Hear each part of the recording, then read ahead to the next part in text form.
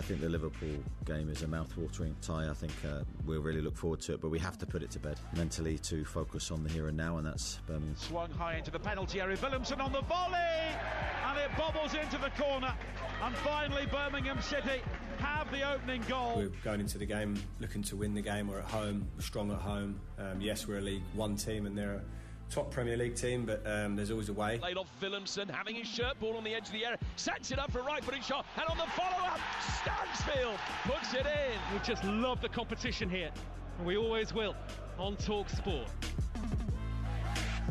Good evening, I'm Adrian Durham. League One, Leyton Orient have given Man City a hell of a scare with a wonder goal, but the champions scraped through in the end, live on TalkSport.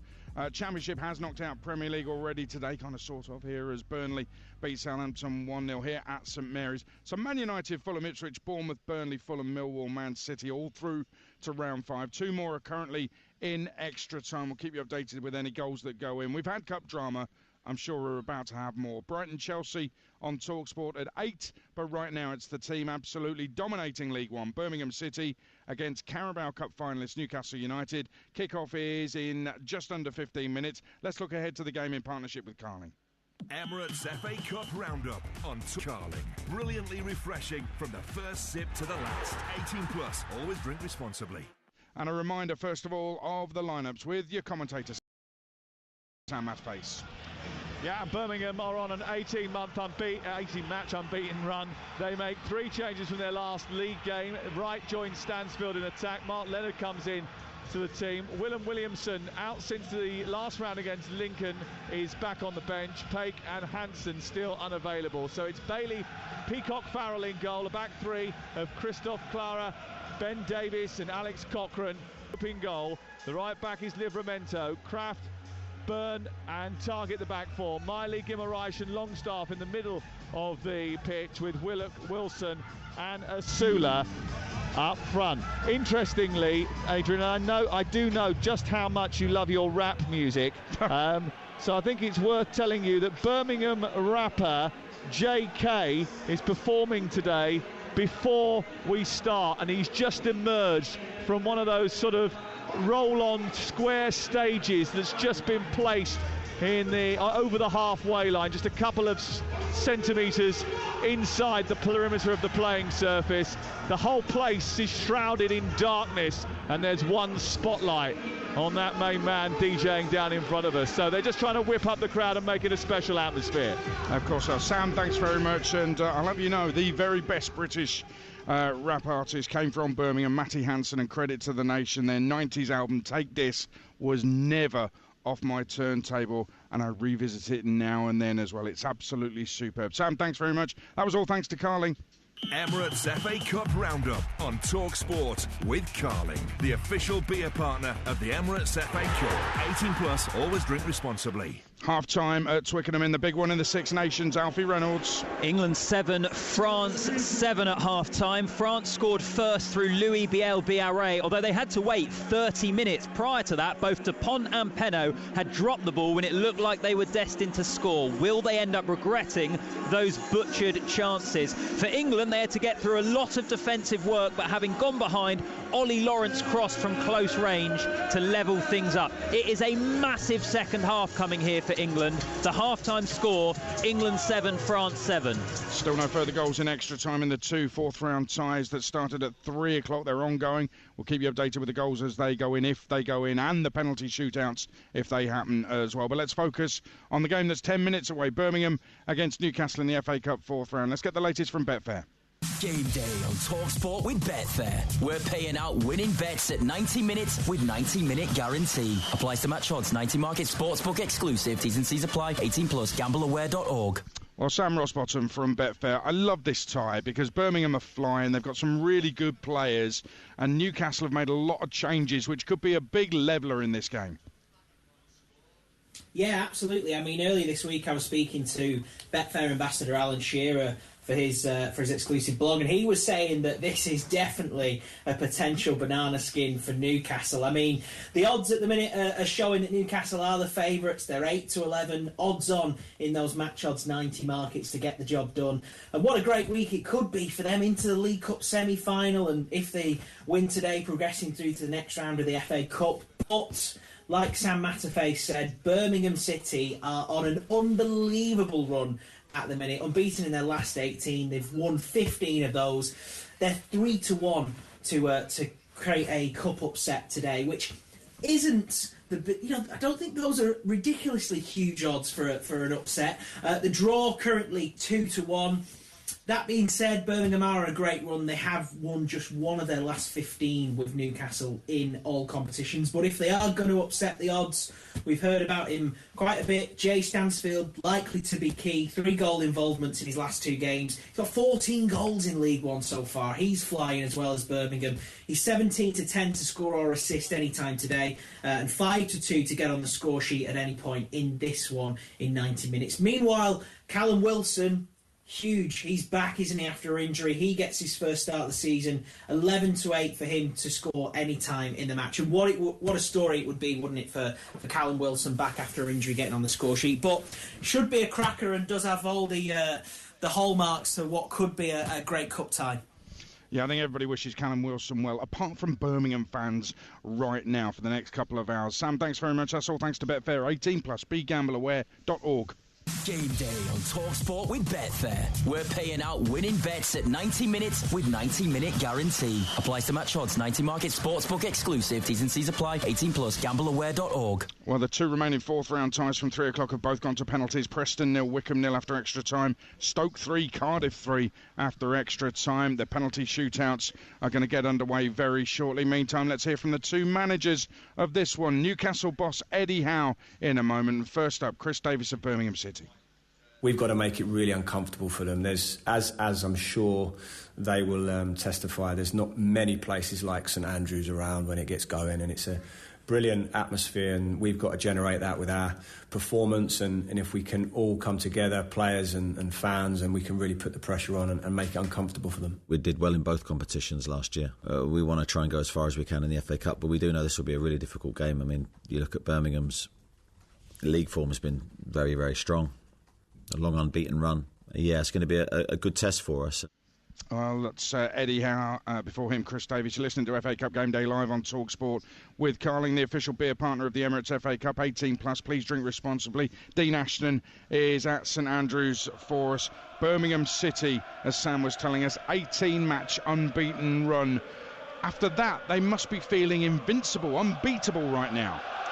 It's a fantastic place to be when you're in a squad that's winning so regularly and feeling like football is easy, because it really isn't. So they'll be loving these moments, and it means you can go into a game like this, Aid, with that freedom, with that confidence, with that belief that actually you can win the game because of having that winning mentality. And I mean, the build-up to this game, it's been class, Aid, honestly. If me and Sam weren't going out before, we are now. The build-up to it, they shut the lights out everywhere in here. Callum Wilson was still trying to finish his last few shots at goal. They just shut the lights out, he couldn't see, to put him off. It's been brilliant. The build-up, everyone is in their seats already. They have been for a good 15 minutes. It's exactly what you want as a player. These Birmingham players are going to walk out, plenty of them with experience, but whether they'll have maybe experienced something like this when you've got the Newcastle fans here as well making their voices heard,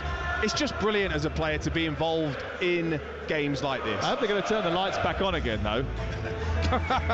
Well, you hope so, yeah. I think the other thing is, and there's been a lot of complaints about the new owners pumping untold money into a League One club, but I've been at Birmingham over the last few years many times where the games have been moribund, where it's been the fans have turned up almost apathetically. They've got nothing to look forward to. That has completely changed, and Birmingham's a big club with a big fan base, and it's about time they were competing. Yes, it is, and very similar to Newcastle in terms of the mentality of the supporters that were almost just completely sick of what they were having to go through and what they were having to watch at times with their beloved football clubs. And now, with that hope, with that reinvigoration for their football club, they're showing that, and they can come and hope and enjoy and actually watch some really good football. Let's not forget, they've been terrific this season, Birmingham, and tonight's a great chance for them to try and show that on the world stage with all the eyes on them, to show how quickly they've moved on. And the great thing about it is, I don't think he's weakened the side, Chris Davis. There's a very strong side he's put out there. He knows they've got games in hand at the top of the table, and they are top of the table. Yeah, he's got to make sure of that, but I love the fact he's treating this seriously and wants to win it. Well, what a shame it would have been if we'd have seen lots of changes, and for him to really say, and you almost maybe wouldn't have hammered him too much because of the league position they're in, and that is obviously so important. But great to see he sees this as a great opportunity for them to showcase what they're about, for the players that actually have done so well for him this season, rewarding them players, because you'd be annoyed if you're a starter regularly and then you have to miss a game like this. So he's given those players the chance, and that he'll just be hoping that they can repay that with putting in a proper performance. Sounds fantastic, doesn't it, at St Andrews? Hey, Carruthers will be with you at half-time of this one, because we've got more cup action later as Brighton take on Chelsea at 8. We'll fill in on the shootouts that are ongoing right now in the 2 fourth-round ties in a moment. But Birmingham on course to win the League One title. They're into the semi-finals of the EFL Trophy. Can they cause an FA Cup shock? Live on TalkSport right now. It's Birmingham against Newcastle. Here's your commentary team. FA Cup final goal scorer Dean Ashton alongside Sam Maspace. And as the two teams emerged onto the pitch, the lights slowly sprung back into action.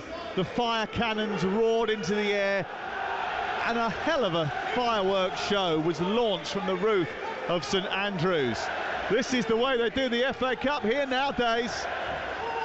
A tournament steeped in history, celebrated for its unpredictable nature, and tonight it brings together two storied clubs, each renowned for their unpredictability, in the 4th round at the iconic St Andrews.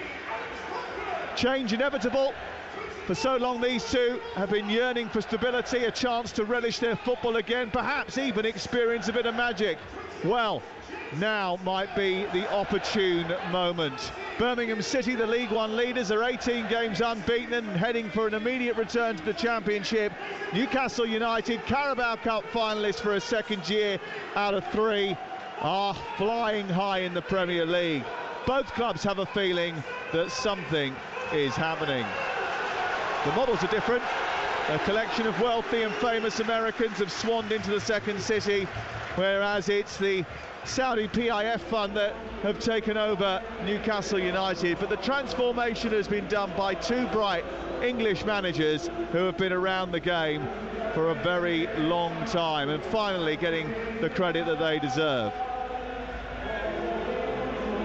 Get team news in just a second, but Adam Bridge has got details of penalties over at Deepdale. Yeah, Preston have gone through to round 5 for the first time in 10 years. They've won the shootout here by 4 penalties to 2. Ched Evans with the winning penalty. It was the 5th for Preston. The hero, though, Freddie Woodman. He saved the 2nd and 3rd spot kicks of Wickham to send Preston through to round 5, 4-2 on penalties.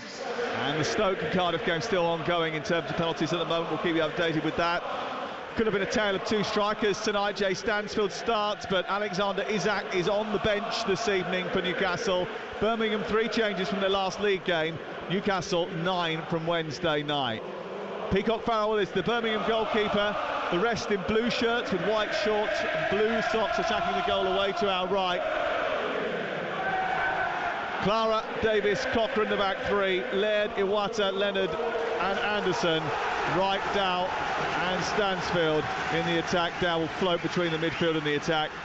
It's Nick Pope back in goal for the first time since the 7th of December for Newcastle United. Livramento, Emil Kraft, Dan Burn and Matt Targett the back 4. Miley, Guimaraes and Longstaff, Willock, Wilson and Asula up top. After 56 years with no trophy to shout about, Newcastle United want to remain in the hunt for a cup double. Dean Ashton is here. It's not unusual for Birmingham City to be involved in big matches nowadays, but it is unusual for them to be the underdogs. How are they going to handle it? I think they'll relish it, actually. Pressure off, pressure all on Newcastle. Big opportunity for a big upset. And when you're in this sort of form and mindset, no better chance. Here is the corner, the first of the game, and it's gone towards the back post, and then it falls, and it's smashed in by Ethan Laird within a few seconds of the game. The match has only just started, and Birmingham already in front against Newcastle. Ethan Laird has hacked it in from the corner, headed down at the far post, and he has swiped his left foot at it. It's gone straight off the underside of the crossbar and in, and Birmingham lead by 1-0. It doesn't get any simpler.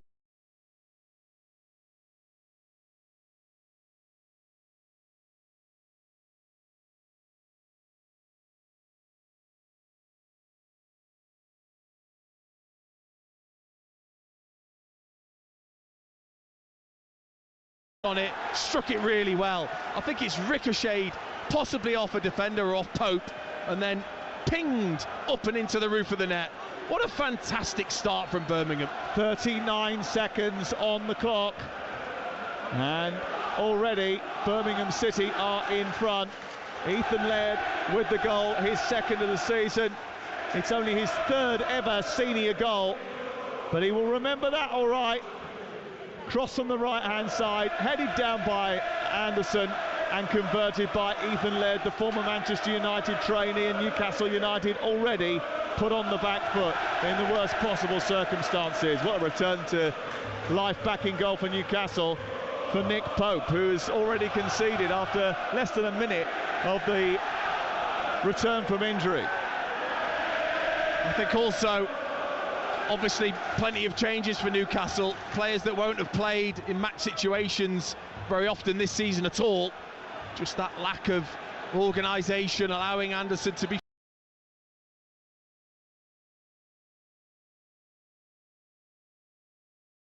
free at the back post. So often I see those situations where the player goes towards goal, never going to score, does the right thing, nods it back, hopes there's a player there, get the right strike, and it flicks up and in. And Chris Davis celebrated, two hands in the air, then a little fist pump. Ethan Laird ran over to the corner flag, and now they've got a throw in on this near touchline, high up inside opposition territory. And there's a lot of people that haven't really found their seats yet, which is obscuring our view of the pitch down in front of us, but an opportunity for yet another. Actually, it's a set piece on this near side. There's a free kick 3 yards in from the right touchline, which will be taken on this near side by Mark Leonard. He'll look to try and swing this one in. He's got 4 inside the box to aim at. Laird is up from the back again. It's delivered in towards Laird, comes out on the edge of the penalty area. Iwata is waiting for it. He's given it away to Joe Willock. Willock now trying to burst clear, and he runs down the left touchline. He's got Bruno Guimaraes and Osula up with him. Osula trying to get into the penalty area. It was a really good ball by Willock, actually, who fed it into a dangerous area, but Osula just couldn't get up alongside him. Well, I thought he played the percentage ball, which isn't a bad one sometimes when you're not quite sure which movement the striker's going to make. Osula hadn't made that decision yet, and then just as Willock's going to play that left-footed cross in, Osula goes as if he's going to go towards the near post and then peels off to the far. Wrong choice from the forward, but a really good break, and Willock showing why he can be so dangerous, that powerful running that he brings from midfield. Well, there have been 11 FA Cup ties between Premier League and third-tier sides since the start of 2022-23. Just one of those has ended with the Premier League side being knocked out. Newcastle at Sheffield Wednesday, January 2023. They're already behind here by 1-0. And this is Talk Sport. Ball over on the far side. Thrown in towards Kraft, who's just right side of the penalty area, and played back to Livramento. Livramento under pressure. Birmingham happy to press deep inside opposition territory. The noise in here absolutely deafening, and Newcastle, who subjected Arsenal to a febrile atmosphere in the game at St James's Park in midweek, being subjected to it themselves at St Andrews this afternoon. We've played a little over 4 minutes. This is Talk Sport. Ball out of play over on the far side. Collected in midfield by Mark Leonard, back to the heart of the defence. Clara gets it all the way back to Bailey Peacock-Farrell, who's lost his place as the number 1 around about autumn time, right up to the right-hand side. Laird getting high up on this right-hand side from right wing back and headed the ball down towards right. Couldn't find him. Cleared away by Dan Byrne. It's been a hectic start to the game. 1-0. Yeah, it's been terrific. And, you know, Newcastle, like you said, showed Arsenal the intensity they can play with in front of their home fans. Birmingham are doing the same. The players are lifting themselves with the supporters because of that early goal. looking to press high, actually. Newcastle making them play long and then picking up the second ball. And also they're utilising Ethan Laird's ability in the air. That crossfield pass now has been played 3 times, and he's won it 3 times against target. Off to Deepdale, Dave Rowe. The Bet365, it's Cardiff who've gone through on penalties against Stoke. 4-2 on spot kick. Stoke missed twice. Seko hit the post and rose through. Spot kick saved by Horvath. Ruben Colwell has scored twice in the regular game. He struck the winning penalty for Cardiff. They go through 4-2 on penalties after a 3-3 draw in regular time. Yeah, Preston went through earlier on penalties, and now heard that Cardiff who have gone through on penalties away at Stoke. And here it's 1-0 to Birmingham City against Newcastle United. And Newcastle have got the other end and won a free kick over on the far side. It's 5 yards back from the right angle of the penalty area, over on the far touchline. And an opportunity to cross the ball in from Bruno Guimaraes. He looks to try and swing the ball in right-footed. In towards the near post. Burn up to attack it. Also Asula in there as well. It's lifted towards the edge of the 6-yard box. Peacock Farrell comes and punches and gets a decent distance on it. And then it's turned back out by Willock towards the right-hand side. Stansfield filling in, heads it away for Birmingham. They're in the midpoint of their own half. They get it to halfway. Guimaraes back to Miley, who's being harassed and chased around by Dow. It works towards the right side. Byrne still out there and kept up from the set piece. That means there's been a little bit of changing around at the back for Newcastle as they get it back to Nick Pope, and then Livramento will look to try and get it down the right-hand side. 1-0 to Birmingham City, the team from League One. Birmingham through to the semi-finals of the EFL Trophy in midweek. Newcastle riding high and on a wave of emotion after getting through in the Carabao Cup semi-finals in midweek. And it's a fascinating match because of the two contrasting sides. But right from the very off, Birmingham took the game to Newcastle, and it hasn't settled. And they've been brave. Been very brave in possession. They're not looking just to hit the front first. They haven't got Dykes, they haven't got Jukovic up there to just hit and play off. They're having to try and play through. They're being brave with that style, and they've had some joy so far. Willock trying to do a little back flick beyond Clara, who comes across to meet him on this near side, the Austrian. He shepherds it out, and it goes out for a throw on halfway. Target looking to feed the ball back to Dan Byrne. When I watched Birmingham early in the season, they were very controlled, very composed. They were strangling opponents in League One. It will be interesting to see how they deal with Newcastle tonight. Newcastle famed for their press and their energy and their Premier League tempo. But at the moment, the pace and the tempo being set by the home team. Here is Target on the halfway line, just left of the centre circle.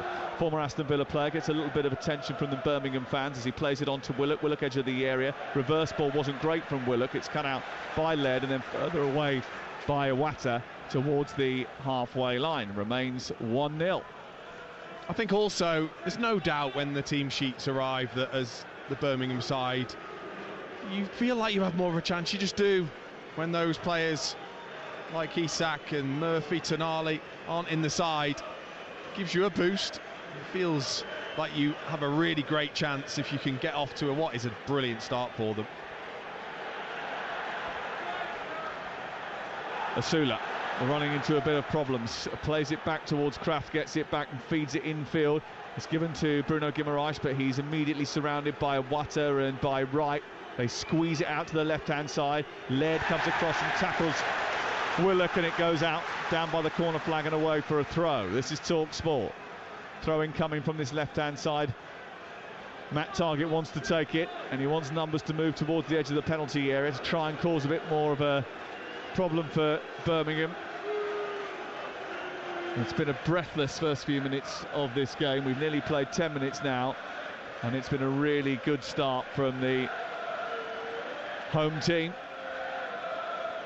And despite their spend and their dominance, you don't really see them go gung-ho much and take the handbrake off. There are a lot of 1-0s, 2-1s, victories of that sort of scoreline. Only since Boxing Day once have they won by 2 or more goals. Ball down the left-hand side looking for Willock. Any sort of victory will do here today, just to announce themselves to everybody watching and listening at home. Byrne into Longstaff, controlled by Miley, onto Guimaraes, back to Longstaff once again, just left of the centre circle. Under pressure from Leonard, he shepherds it back to Byrne. And it goes out towards the far side, and it's collected by Livramento. Teases it into the corner. Osula is peeled away into the right channel. Across comes Cochrane to give him some attention. He looks to feed it back, gives it to Livramento, but he had to evade Stansfield to get down to the byline. Just about does that, keeps it in. It's in towards Osula, back to Wilson, whose first time shot is stopped by Clara, and it's cleared away. Needed to step in there, Clara. Really good play by Osula and Livramento on that right-hand side. Keshi Anderson trying to escape down the left-hand side. Miley filling in and just helping out. And the ball goes back towards Byrne. It's a brilliant, intoxicating end-to-end match. You can't take your eyes off it for a second. And I bet there's Cochrane and maybe even Anderson and over on that side, all of a sudden you come up against say a Livramento, who you might watch in the Premier League and see as a good player, and all of a sudden he puts the acceleration on and you go, wow, didn't realise as you step up how quick and athletic and skillful these Premier League players are. Just cut through there on the right hand side and cut it back, and Clara needed to be there because Wilson was ready to swivel with that attempt. Yep, Newcastle have won 11 of their last 13 games, and despite the changes they've made tonight, they should have enough quality to cause pain for Birmingham and avoid an upset. But at the moment, the upset is on the cards. It's Birmingham who lead by a goal to nil, led scoring after 39 seconds.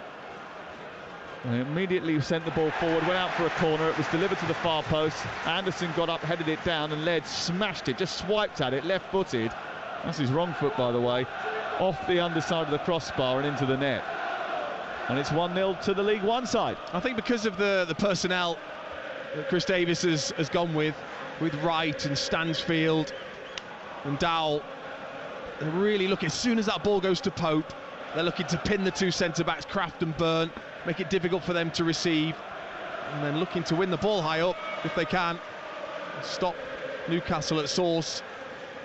Done very well so far. Stansfield in particular has worked incredibly hard across that line to close down a few times. And let's go off to Twickenham. Alfie Reynolds. England 7, France 10. 11 minutes into the second half. France retaking the lead through a Ramos penalty, the only point so far in this second half. England 7, France 10. TalkSport, Saturday afternoon, on what has already been a huge Saturday of FA Cup action. Wright trying to turn away from Byrne. Byrne gets back at him, tugs him back, pulls him down, free kick. And the referee comes out, distributes the yellow card. Matthew Donoghue, who often is in the Premier League as a VAR or a fourth official, taking charge of this one. Yellow card straight out for Dan Byrne. Class, that's what that was from Scott Wright. Ball in, as if he's going to receive it, just let it run across his body, away from Dan Byrne. Really clever play. Gets Dan Byrne booked. Lovely to see. From a forward perspective, I was going to say, yeah. Of course. A little bit of forwards union going on there. Millwall have already beaten Leeds today. Manchester City survived the scare at lunchtime on TalkSport. Everton knocked out by Bournemouth. Ipswich won well at Frank Lampard's commentary earlier. Here it's a chance on the edge of the penalty area for Keshi Anderson, who shoots, and Pope has to spring to his right, push it to his right-hand side. It's put behind by Clara and out for a goal kick away to our right. And the free kick was quickly worked. It came to Anderson on the edge of the 18-yard box. He swiped at it left-footed. It went well towards the far corner. I think it was in reach of Nick Pope, and he did produce a rather athletic dive, pushed it away to safety. Well, it's so similar to the goal. That ball pinged out cross-field. Good header back. Keshi Anderson on the edge of the box, side volley with his left foot. I think it takes a little deflection as well, which makes the save even better from Pope. Full stretch to his right-hand side to palm away. 15 minutes gone. It's Birmingham 1, Newcastle United 0. And we're live on TalkSport. The other big scorelines today, Burnley beating Southampton. Adrian wasn't very complimentary about Southampton, and we were listening to him earlier on. Fulham beat Wigan Athletic away from home. And later on tonight, Brighton against Chelsea is live on TalkSport. Looking forward to that as well. Here is Wright after a mishap from Willock. He's picked the ball up centre field and runs to the edge of the area. He's overran that and collided with Emil Kraft. And then Keshi Anderson over on the far side, just out sprinting everyone to win it back. A good recovery run by him. And he picks it up in the left wing-back position. Well, as good as the turn was a second ago from right, that was poor. Got himself into a really nice position. Backpedaling the defenders. Just needs to shift and shoot. As he goes to shift it, heavy touch. Ball gets away and the chance has gone. Not afraid to play the balls long into the channels, Birmingham City. Bailey Peacock Farrell, the Northern Ireland goalkeeper, has just sent another one down the left-hand side. It immediately puts Newcastle on the back foot and inside their own penalty area. Even if you don't win the first ball, the pressure that you can create from that, if you then squeeze up, has just created a little bit of uncertainty, and they eventually get it away, but Burn was under pressure beforehand. And that's the key. If your teammates back you up there, then it can work. It's if suddenly one doesn't, or the concentration's not there, or as the game goes on you start to get fatigued, that's when it's a worry if Newcastle can then pick them off. Ball far side, taken by Asula for Newcastle United, who trail here and have to try and come from behind. Newcastle reached the quarterfinals last season of this competition, but that was a little bit of an anomaly, really. They earned their spot in the fourth round with a 3-1 victory over League Two side Bromley, but they did have to come from behind in that one as well, Dean. Yeah, they've made hard work of this competition, but again, you know, that the Carabao Cup success has to give you that belief that you can go deep in the FA Cup. Free kick given against Iwata and handed to Bruno Guimaraes for Newcastle United. Played square to Livramento, now taken on by Asula, direct and strong. He runs into the centre, but just a loose pass infield to Miley. He'll win it back here, and Newcastle will have it just in front of the halfway line, but they can't settle. Birmingham won't leave them alone. There's no space for them to operate in. They don't get any time on the ball. They're immediately pursued and roughed up within seconds of receiving it. It's a good Birmingham performance so far. They're well coached and well organised, and actually that's something that Eddie Howe mentioned in the build-up to the game. Actually, he said the level doesn't really come into it. He knows what to expect from a good coach like Chris Davis. Ball loose on the edge of the 18-yard box. It's headed forward by Guimaraes. It then bounces forward, and Byrne from inside the centre circle will guide it all the way back to his goalkeeper. And then they'll look to build from the back once again. Well, he's having to be patient, Callum Wilson. He's had a long time out.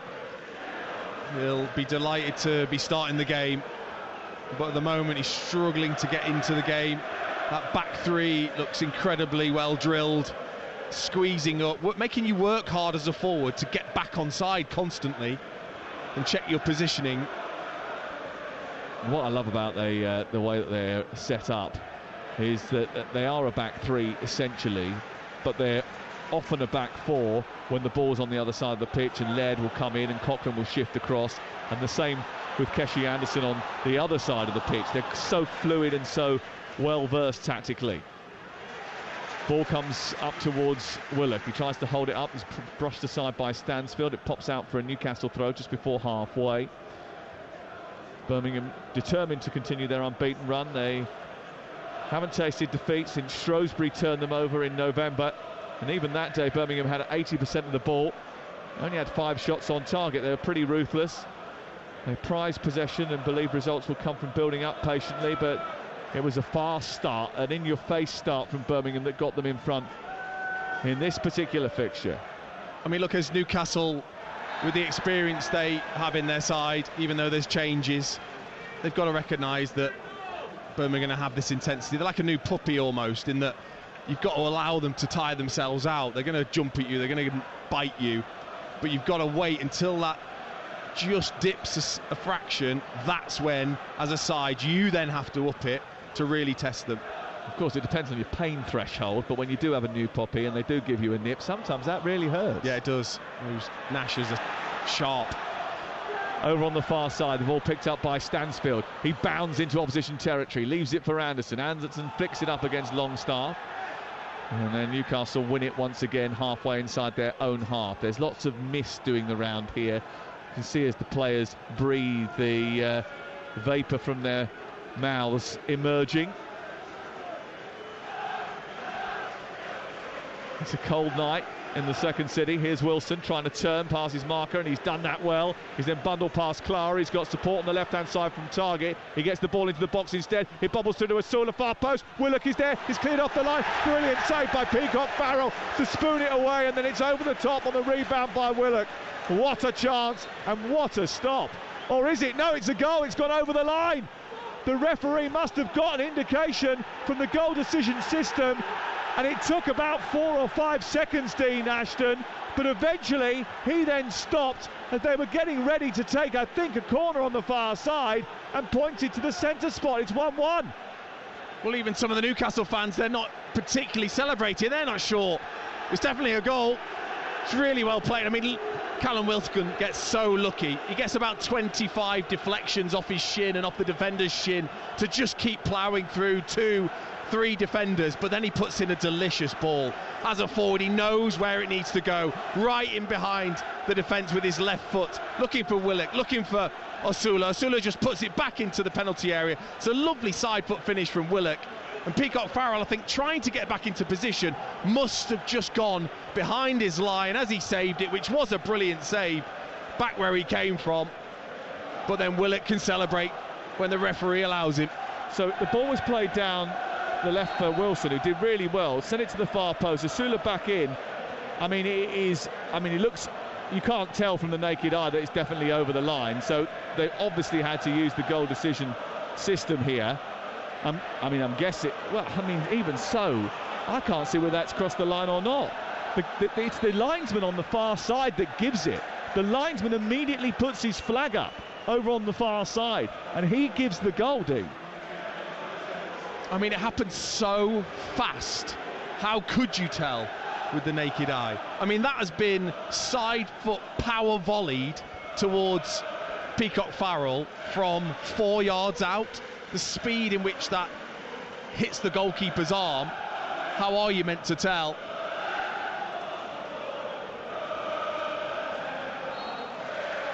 Well, I mean, from the still replay, it's not in line with the goal line, so as a result, it's very difficult to see. We can see a better angle of it here. Peacock Farrell is behind the line, so is his arm.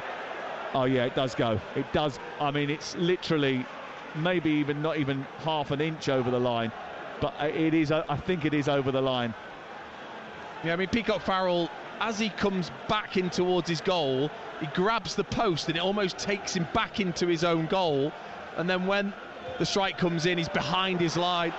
Oh, well done for Birmingham. And they're coming forward again. It's picked up by Stansfield, looking to find Keshi Anderson. Well done for that eagle-eyed linesman, by the way, over on the far side. Leicester could have done with him last night. Here is Cochrane trying to get it in towards the near post. Again, though, it's that ball over the top into the channels for Birmingham. Newcastle then tried to play out and they pounce on it and win it back, and Stansfield, if he'd have taken a better touch, could have got a strike away. And the referee took his time over it before awarding the goal. Eventually did. Here is Stansfield shooting from the edge of the area after spinning and turning right on the edge of the box. And then it's cleared away by Nick Pope and out towards this near side. I really like that, though, from Jay Stansfield. Ball played in. His first thought as a forward is, can I take a great touch to have a shot straight away? Takes it on the back foot with his left, just opens it up onto his right foot. He's able to strike straight away. Lovely strike, straight at Pope. But when the games are tight and you're up there and you're working hard and those moments come, you've got to be ready, and he was there. Newcastle were behind. Now they're level. 22 minutes on the clock. They got their equaliser from Joe Willock. And it's one apiece at St Andrews. And now Asula has taken it in beautifully, and he's sold Cochrane and moved towards the edge of the area. His right-footed shot parried away by Peacock Farrell. Back out to Asula again. Needs a little bit of help here. Shifts it to Longstaff. Longstaff down the corner towards the right. Livramento across the face of goal. Tucked in, and it's cleared off the line again. Then Wilson is there. It's scrambled in, and it's a goal. Callum Wilson on the score sheet celebrates in front of the Birmingham City fans. There's no doubting this one. It took them a couple of times to get it in because there was chaos inside the 6-yard box. But Callum Wilson, in the end, was on hand to pop it in. He then ran across and celebrated in front of the Birmingham fans. They didn't like that. They've started to chuck bits and pieces at him. some bottles and some plastic cups, I think, but he's celebrating a Newcastle goal, and they've turned it around very quickly, Newcastle United, and from 1-0 down, they're 2-1 up. Well, it all starts with a Premier League quality touch from Osula. Ball's fired into him. His first touch is magical, just to take it away from Cochrane, and then he's away, driving at the Birmingham City defence, and he just opens things up. His strike is well saved by Peacock Farrell, then when it's recycled back out, Livramento on his bike, powering down the right-hand side. He's too quick for Keshi Anderson. The ball's played down the side. He whips it across, and then as Willock takes a touch, and I think Osula's in there as well, all trying to sort their feet out, I just watched Callum Wilson like a predator, just waiting for the prey, and the ball, being that prey, dropped and he pounced, and he just studded it in from a couple of yards out. That is what a top goal scorer does. First goal of the season for Callum Wilson, his first return since Brentford in December, and that was only a brief return after another injury, but he's back today and back amongst the goals. And you know, in Newcastle United having so much football to play this season, if they keep going on in this cup competition as well, then he will be an incredible, useful addition to this squad, having not been around for most of the campaign so far. Well, we know what a fantastic goal scorer he can be, and at times has kept Isak out, and when we look at how good Isak is at the moment, I think it shows how good Callum Wilson is when he's fit and firing. Great option, just got to stay fit, hasn't he? Callum Wilson just got to stay fit, and that's the problem. That's coming from me as well. Yeah, but it's something your body can't help. It's not that he's trying to get injured. No. He's desperately trying to be fit all the time, and he would love to be able to be available for Eddie Howe more often. But it must be so frustrating the number of times he picks up little niggles, because there's not many better natural finishers than Callum Wilson. Finishers and predators, you know, having that knack of just being in the right positions, of sensing where the ball's going to land. So much of it is anticipation, is almost a gamble to expect where it's going to fall, and he's one of the best at it. His last goal was against Burnley on the 4th of May, towards the end of last season, and he is a goal scorer again today, thanks to that predatory finish in front of the goal away to our left-hand side. And it's Birmingham 1, Newcastle 2 in the FA Cup. Game day live on TalkSport with Carling, the official beer partner of the Emirates FA Cup. 18 plus, please drink responsibly. And we welcome our friends at Sirius XMFC in the United States of America and Canada. Delighted to have you on board with us. We're in Birmingham, the second city of England, in the mist and the fog and the real battle between the leaders of League One, Birmingham City, and the team that have already reached one cup final and have come back already from a goal down to lead by 2-1 here. Let's go off to Twickenham. Alfie Reynolds. Speaking of battles, England 12, France 18. We've had a try for both sides. England's Tommy Freeman collecting Finn Smith's crossfield, but shortly after that, up the other end, Damien Penaud responding for the French. Both conversions were missed. It's a 6-point game. England 12, France 18. Thank you very much, Alfie. At Twickenham this afternoon for us, keeping an eye on proceedings. We are here at Birmingham watching Newcastle United and their much-changed team try and get over the line against this vibrant Birmingham City unit who started the game so well. And I think it shocked Newcastle United, and as a result of that, they've really had to up their game the longer it's gone on. And what they've done is they've recognised where they can be very, very useful, which is out wide, especially if you can isolate Laird and Anderson and overload, as they have done with Livramento and Target at times, and that's especially on that right-hand side with Livramento and Osula. They've had the joy. Yep, the goals coming from, well, first Joe Willock after an intervention from the linesman, and then from Callum Wilson, former Coventry player who celebrated in front of the Tilton end away to our left-hand side, which went down like a sack of spuds.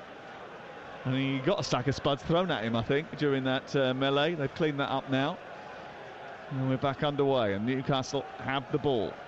And we've hit the half-hour mark here on TalkSport. And Newcastle now in control of the game, and I think we'll try and take the sting out of it a little bit now, Dean, after what was a ferocious first 30 minutes. Well, and you also, with those goals, they're so valuable because of just how it affects the opposition mentally. Great turn, Osula. Osula is really strong, isn't he, in possession of the ball, and he's turned brilliantly, and he's drawn 3 defenders. He's eventually gone down. I think the 4th one gave him a kick. I mean, but the body strength to hold on the ball, to take it in, to just shield it from those in blue shirts. He was trying desperately to get away, couldn't, so he just kept hold of the ball, ended up in a bit of a scrap, and then as a result got kicked, got a free kick just in front of the halfway line, and it remains 2-1 to Newcastle. Been really impressed with his first touch, actually. He sees this as a great opportunity, you can tell. Ball flicked on by Byrne. Willock is there. Goalkeeper is out. It's bundled in. The offside flag is up. Remember, there's no VAR here. It was very, very tight.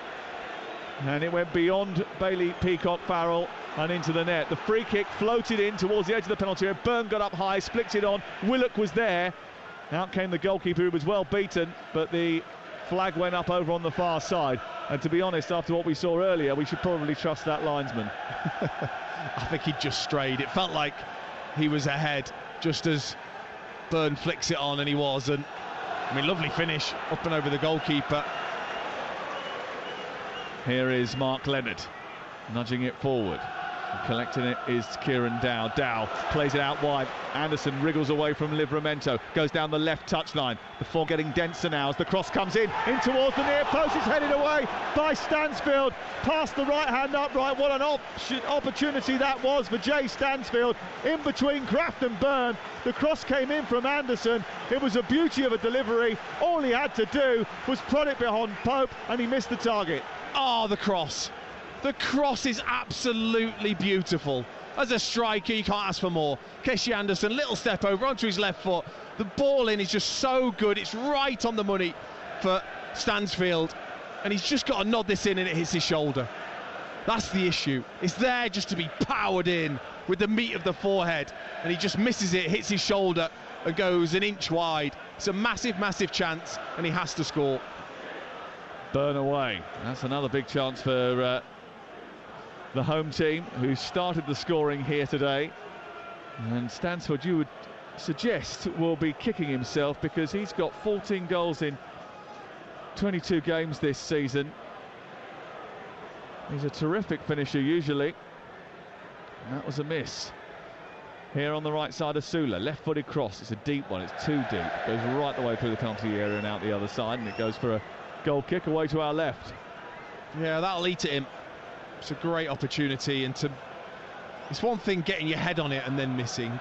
Another thing just to have missed it and it hits your shoulder and goes wide. What a dreamy cross that was. We just don't see that enough, do we? Just a bit of wing play and then the delivery in. It just took out both of the two centre-backs because of Stansfield's positioning. That's the kind of thing that would make you send Keshi Anderson a Valentine's card if you were still a forward. I might. Here is Lewis Miley down the left-hand side, poking it into the path of Wilson. Cut out by Ben Davies. The captain sends it out towards the near side.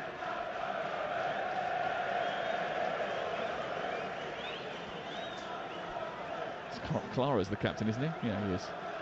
Got distracted by the tightness of the white trim around the bicep, the upper bicep of Ben Davies. Obviously been doing a bit of Dean Ashton's and working out.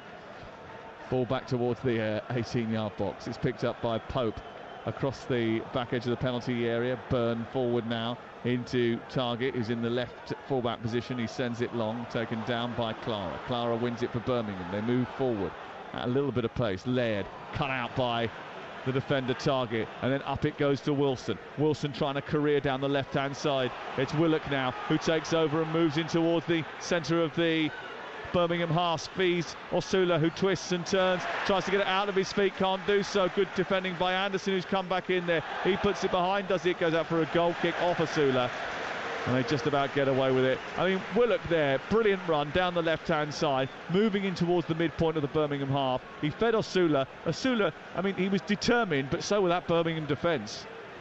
you're right. The run from Willock is outstanding. He has no right.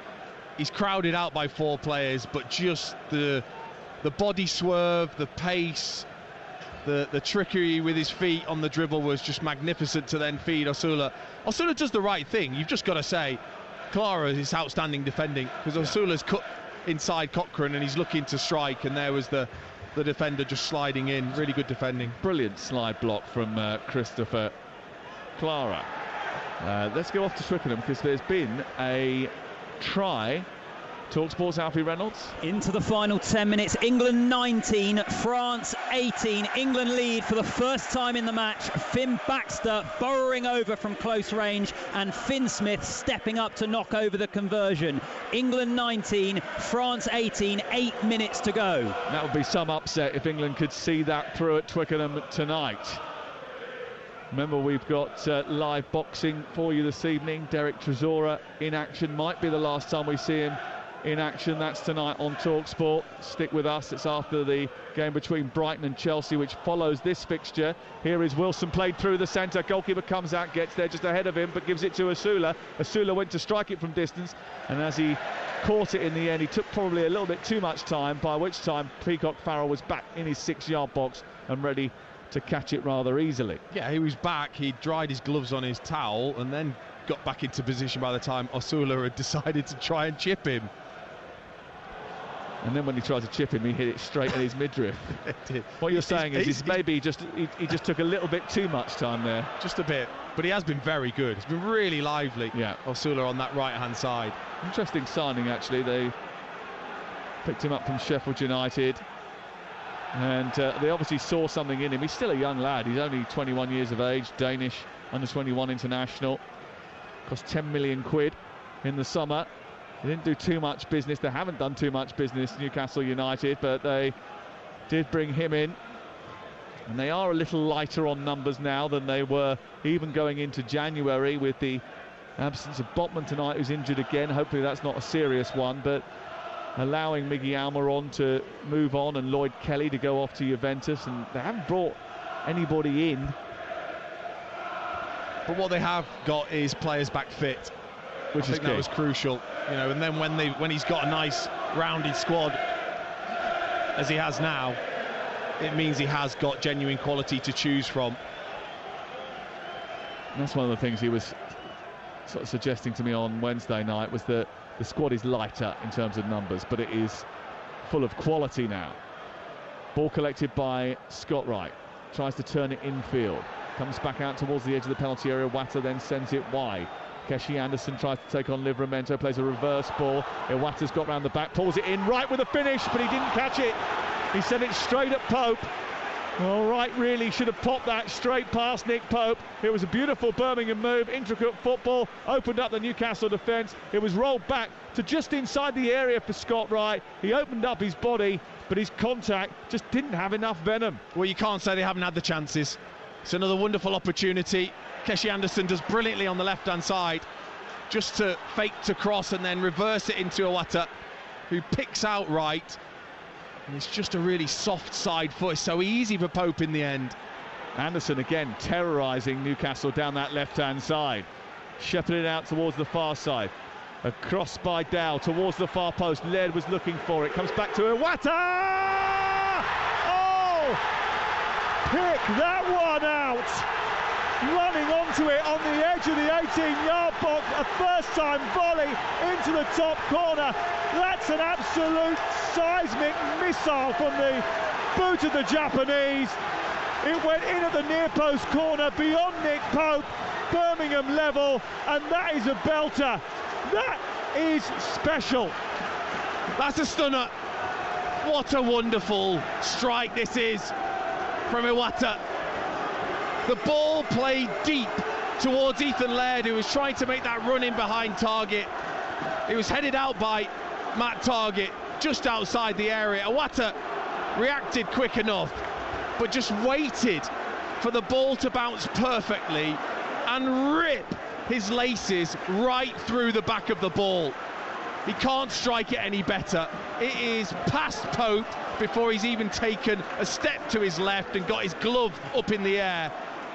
Magnificent strike. I mean, it's absolutely outstanding. 5 minutes before half-time, Newcastle pegged back again. The technique on that, I mean, it's absolutely unbelievable. I wrote on my iPad earlier on today when I was doing my research, it was yesterday actually, I was doing my research into this game, can hit a worldie. Well, that is a worldie. You won't get very many better goals this weekend. I know that Jamie Donnelly will get the headlines for his crackerjack goal at from the halfway line earlier on today. But in terms of technique, in terms of power, that is right up there. That is one of those strikes where once you've hit it, it's like you can't feel it. It just comes right out of the middle of your foot and just goes like a rocket towards the goal. It gets faster the further it goes, that type of strike. It wasn't a half volley as it just bounces in front. It bounced up and was probably half a yard off the floor, and he just flushes right through the back of it. Just what Birmingham City needed. Wow, what a first half of football we've brought you here on TalkSport. 2-2, Newcastle against Birmingham City, live on TalkSport in the FA Cup 4th round. The goal scoring started after 38 seconds. That was a sign of things to come. Newcastle levelled through. Joe Willock, but the ball went just narrowly over the line. Then Callum Wilson scored a goal, scrappy goal, but a Predators finish. And then probably the second best goal you will see today from Tomoki Iwata, who smashes the ball into the top corner, the near top corner, as he was running diagonally from the centre of the Newcastle half out towards the right corner of the box, and just as he reached the 18-yard line, maybe just outside, he has cracked it first time on the volley across his body into the top corner near side. Nick Pope couldn't come anywhere near it. He just looked over his shoulder and went, blimey, where did that come from? 2-2. And what a match. Osula for Newcastle, now attacking down the right. Moving into an advanced position, his cross is blocked by Cochrane, it's out for a throw. Oh, a magnificent advert for the FA Cup. And I think when you put these two sides together with Birmingham's form, Newcastle's confidence after midweek, it was always going to be made for a terrific tie. It hasn't disappointed.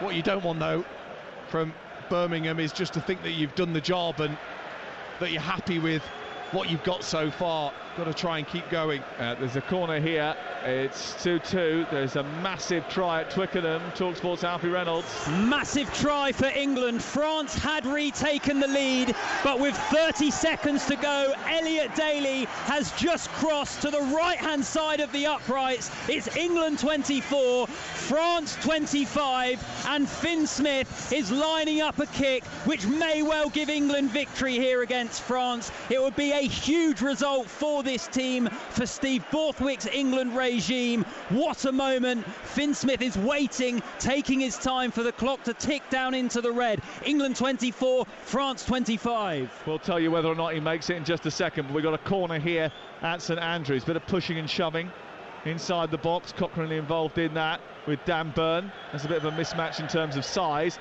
The corner comes in towards the back edge of the 6-yard box. Clara takes charge. Christophe Clara gets it clear. Laird jumps, doesn't reach the ball. Livramento sends it back over the top. Wilson goes to chase, headed away by Ben Davies. It breaks to the far side, the left. Stansfield then escapes on the far touchline for Birmingham, and he runs down that left touchline. He's still going. He's got beyond the defence, and now he's running into the penalty area. Across comes Longstaff, just about pinches it, and then he goes out towards the far side, and Stansfield engages again. But Newcastle have got it clear. 3 minutes of added time at the end of the first half. 2-2.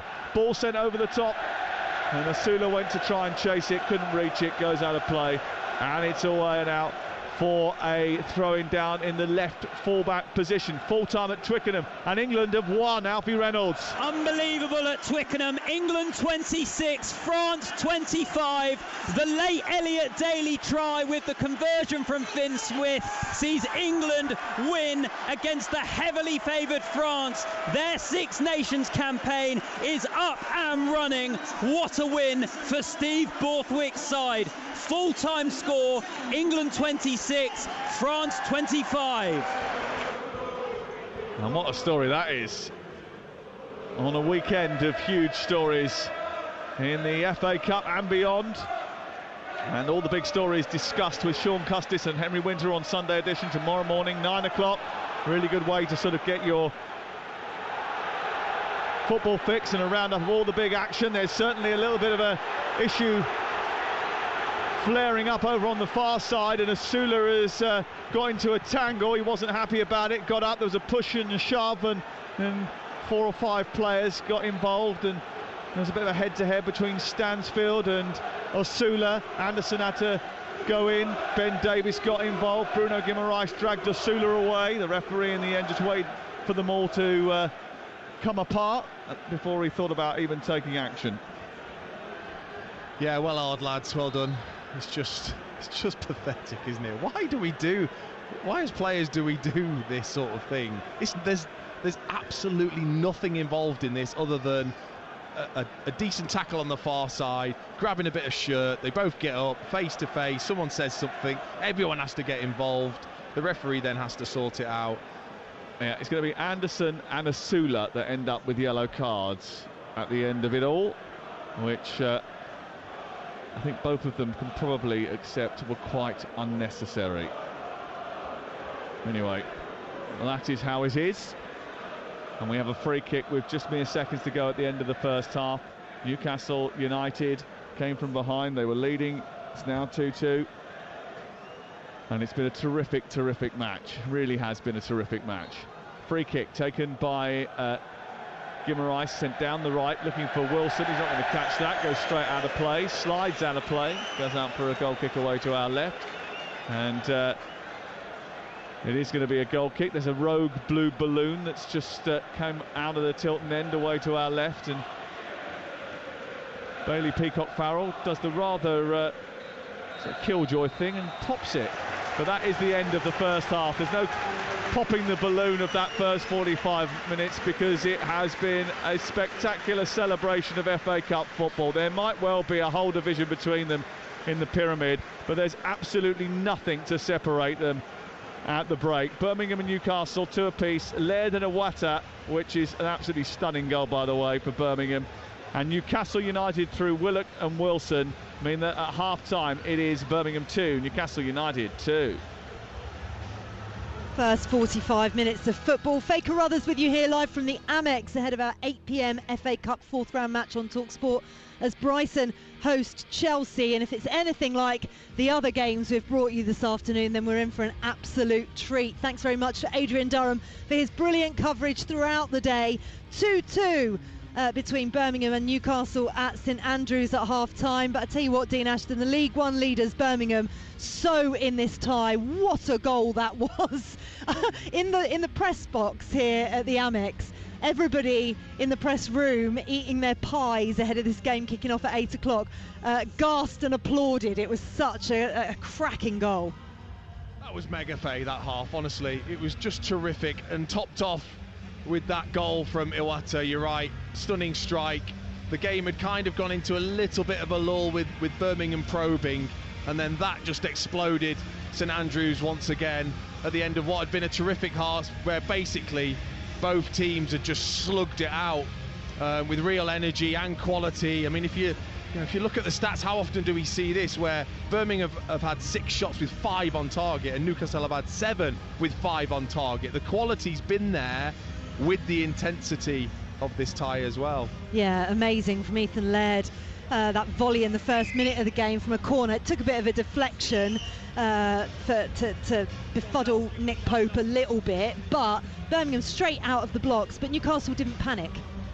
No, they didn't. It was a great start from Birmingham City. Not only the goal, I thought the way they pressed early on and made it really difficult for Newcastle was excellent. And then just as they kind of took a step back, Newcastle were onto them and showed their quality with their goals and a couple of other opportunities. But it didn't let them affect them too much, Birmingham, because then they had a nice period towards the end of the half to get themselves back in it, and they've defended well. They've been really brave in the way that they've played. They haven't just whacked it. They can't. They haven't got a big man up the top. So they've tried to play through. They've tried to play wide, and they've really shown a very, very good account of themselves so far. Yep, they certainly have. It's been a real joy to watch that first 45 minutes. Go get yourself warm. If it's anything like it is at St Andrews here at the Amex, it's a little bit chilly. So go get yourselves warm. We'll speak to you very, very shortly. So half-time at St Andrews. League One leaders Birmingham 2, Newcastle United 2. We'll remind you of all the FA Cup results from today if you've missed them, next here on TalkSport. The Emirates FA Cup live on TalkSport with Carling. What a driver, what a goal! Oh yes! Brilliantly refreshing from the first sip to the last. 18 plus. Always drink responsibly. Interactive Investor has an ISA to suit you, whether you prefer to manage it yourself or have our experts do it for you. And with awards like the Times Money Mentor's Best Stocks and Shares ISA and a rating of excellent on Trustpilot, we really don't need a fancy orchestral jingle to convince you. Because the choice is obvious. Search Interactive Investor. Investment values can go down as well as up. You could get back less than you invest. At BetMGM, we know how to put on a show. So we don't just do offers, we do golden offers like this. MGM Millions, our supersized jackpot where right now you could win over £22 million. Get ready for the golden era in online casino. BetMGM, it's showtime. Minimum 10p game stake. Terms and conditions apply. 18 plus. Please gamble responsibly. Julie could part exchange her car. Or check out We Buy Any Car. She could be unsure if she got a good deal part exchanging. Or have cash in the bank with more bargaining power to get a bigger car for her five-a-side team. Totally played. Or total player. To get a quote in 30 seconds, enter your reg number now at WeBuyAnyCar.com. Right now, B&Q Club and TradePoint members get 15% off when you spend £75 or more on everything in-store and thousands of products online. Not a member? Join today and save today. Sign up in-store or online. Hurry, ends Tuesday. You can do it when you B&Q it. For full terms and conditions, see DIY.com or tradepoint.co.uk. At Lidl, be a champion of the checkout by switching from Asda to Lidl and saving a superb 24% on this week's big shop at lidl.co.uk/usave. Save like a hero on your weekly staples, your fresh 5 a day and big brands. Lidl, Retail Industry Awards Supermarket of the Year. Prices check 3rd of the 2nd 25. Asda also sell other products. See online for more details. Charlie had just hired Joe. He was great. Seemed like he knew his stuff. So Charlie left him alone for 5 minutes. In those 5 minutes, Joe managed to burst the main pipe and flood the entire ground floor. Workmates. They're a bit like switching your bank account for your business. You don't want any surprises. That's why we guarantee there won't be any when you switch with the current account switch service. Maybe it's time to switch. Yes! I just can't believe it. This time tomorrow, you could be a millionaire. Get your lotto ticket for tonight's draw. The National Lottery. Rules and procedures apply. Players must be 18 or over. Fight Night on TalkSport with USN, your partner in performance. Knockout names, insider news and nailed-on adrenaline from UK radio's hardest-hitting, closest to the canvas boxing showcase. Plus a weekly undercard of big fight build-ups, backstage bust-ups and heavyweight debate. Fight Night, tonight from 10 on TalkSport with USN. Prepare, perform and recover faster in 2025 with USN Sports Supplements. Visit usn.co.uk. Game day. The epicentre of world-class football coverage. Can you believe it? FA Cup Game Day live on TalkSport. You're listening to FA Cup Game Day on Talk Sport. Faker Others with you live from the Amex ahead of our 8 o'clock commentary, our 5th FA Cup commentary on the network today, between Brighton and Hove Albion and Chelsea. But it's half-time at St Andrews, so let's remind ourselves of what happened in a lively first 45 minutes at St Andrews in partnership with Carling. Emirates FA Cup half-time highlights on Talk Sport with Carling. Brilliantly refreshing from the first sip to the last. 18 plus. Always drink responsibly. After 56 years with no trophy to shout about, Newcastle United want to remain in the hunt for a cup double. On towards the back post, and then it falls in, smashed in by Ethan Laird within a few seconds of the game. The match has only just started, and Birmingham already in front against Newcastle. Willock is there, he's cleared off the line. Brilliant save by Peacock Farrell to spoon it away, and then it's over the top on the rebound by Willock. What a chance, and what a stop. Or is it? No, it's a goal, it's gone over the line. The referee must have got an indication from the goal decision system. Livramento across the face of goal, tucked in, and it's cleared off the line again. Then Wilson is there, it's scrambled in, and it's a goal. Towards the far post, Laird was looking for it. Comes back to Iwata! Oh! Pick that one out! Running onto it on the edge of the 18-yard box, a first-time volley into the top corner. At half-time, it is Birmingham 2, Newcastle United 2. That was all thanks to Carling. 18 plus, please drink responsibly. Emirates FA Cup half-time highlights on Talk Sport with Carling, the official beer partner of the Emirates FA Cup. 18 plus, always drink responsibly. So in case you've missed any of the action today, it's been a busy old day on the Talk Sport network in the FA Cup 4th round. Here are some of the results for you. Leyton Orient 1, Manchester City 2, which was live on Talk Sport earlier on this lunchtime. An almighty scare for City, but goals from Kusanov and De Bruyne put them into the 5th round. Leeds United 0, Millwall 2 was over on Talk Sport 2. Femi Aziz with both of Millwall's goals, leaving Leeds to be able to concentrate on trying to get promotion back to the Premier League. Coventry 1, Ipswich 4, straightforward in the end for the Premier League side.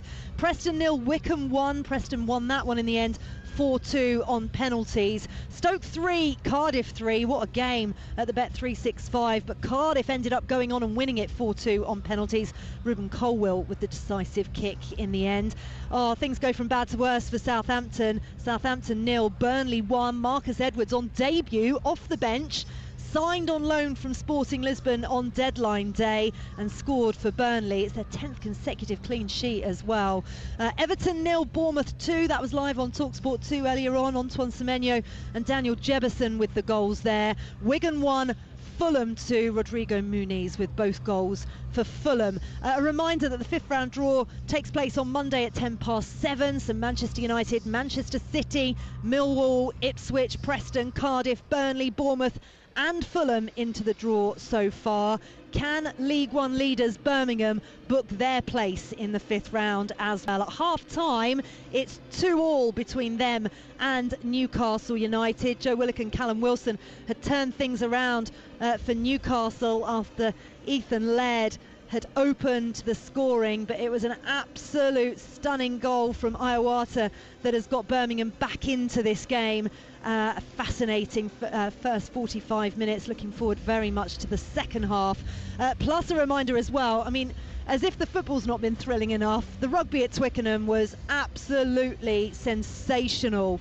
In the Six Nations, England won it very late on, 26-25, thanks to an 80th minute Elliot Daly try. They love to put us through our paces and our stresses, don't they, England, at the moment? But a brilliant win over France.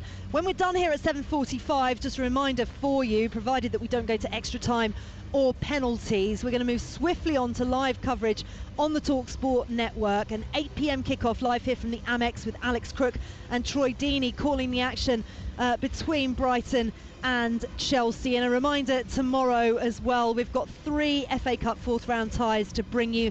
Blackburn against Wolves is at 12:30. Plymouth Liverpool is at 3, and Aston Villa Tottenham is at 5:35. Also tonight, live boxing gets underway over on TalkSport 2 and the TalkSport Boxing YouTube channel at 7 p.m. We're going to bring in the undercard of Derek Chisora versus Otto Wallin. Coverage switching to TalkSport at 10 p.m. for the main event. Remember, it's Chisora's 42nd and final fight in the UK, so you don't want to miss that.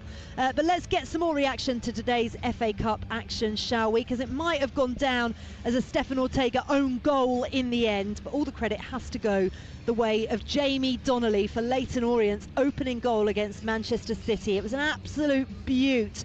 Donnelly spoke afterwards to TalkSport and said moments like that are in his locker. I believe in my ability and my ball striking, and I thought we're not going to get too many chances at getting in our final third. So I thought let me have a shot, and luckily it went in. I've heard it's gone down as an own goal, but I was very happy when we went 1-0 up. Yeah, gutting for him eventually, and ultimately they were knocked out, but a stunner nonetheless. Bournemouth's brilliant campaign continued with a 2-0 victory at Goodison Park. That was live on TalkSport 2. Antonio Iraola made a number of changes, but praised the strength of his squad in getting the job done yet again. Yes, at the end the cup is a little bit different, and I give always importance to the ones that finish the game, but I think in the cup even they are more important, because you can go to an extra time and then without legs you need players who can make the difference. We decided to leave some of, as you said, the starters or the ones who started last games on the bench, but the ones that started, like I think it's Ben, Jevo, even Tav, that it was the first start after the injury. They've been very good. You're listening to FA Cup Game Day live on TalkSport with Carling, the official beer partner of the Emirates FA Cup. 18 plus, please drink responsibly. We've brought you a cracking day of action. We've got the second half at St Andrews between Birmingham and Newcastle United to come. After that, we're here at the Amex for Brighton against Chelsea, which should be an absolute cracker. Our commentary team at St Andrews, Sam Matterface and Dean Ashton, are waiting to bring you the second half. Are we expecting any changes from either side, Dean? I'd be surprised. I think after that half, which has been a ding-dong half of football, I think you would allow the players to go out and give it a go. The difference is, obviously, when you look at the two benches, Newcastle's is obviously stacked with genuine international quality, and so if the game is tight, then you'd be looking, if you're Eddie Howe, at the bench going, well, I've got players here that can hopefully take the game away from Birmingham. But the longer it goes and stays in there, then you've got the Jukovic's, the Dykes, where you can be a little bit more aggressive and go longer. I don't see, Sam, this letting up, to be honest. I don't see it just suddenly being a very, very tight, tense game. No, I mean it's been absolutely brilliant so far, Faye. I mean, the atmosphere started it off really. We had the rap artist JK. I know that you've been listening to him on your iPhone on your way down to the Amex Stadium, in between the commentaries from earlier on.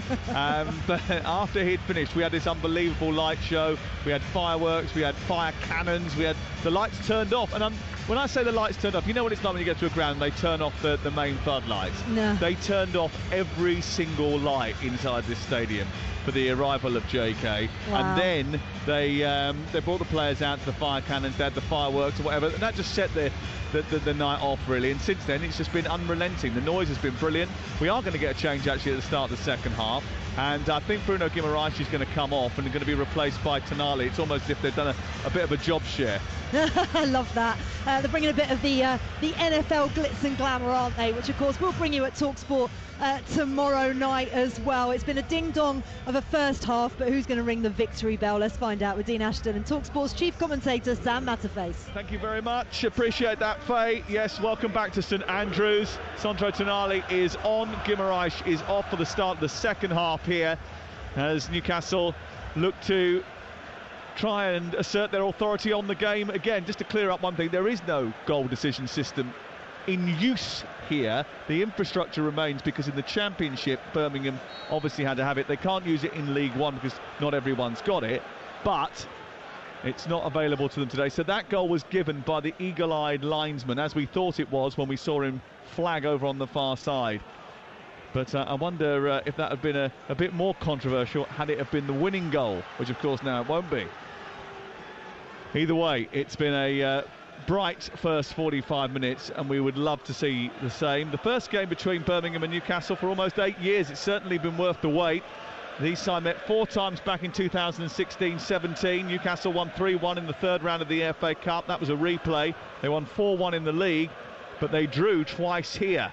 Draw today means extra time and penalties. Although if this goes to extra time the way it's going at the moment, I think we'll all be happy with that, won't we? Yeah, absolutely.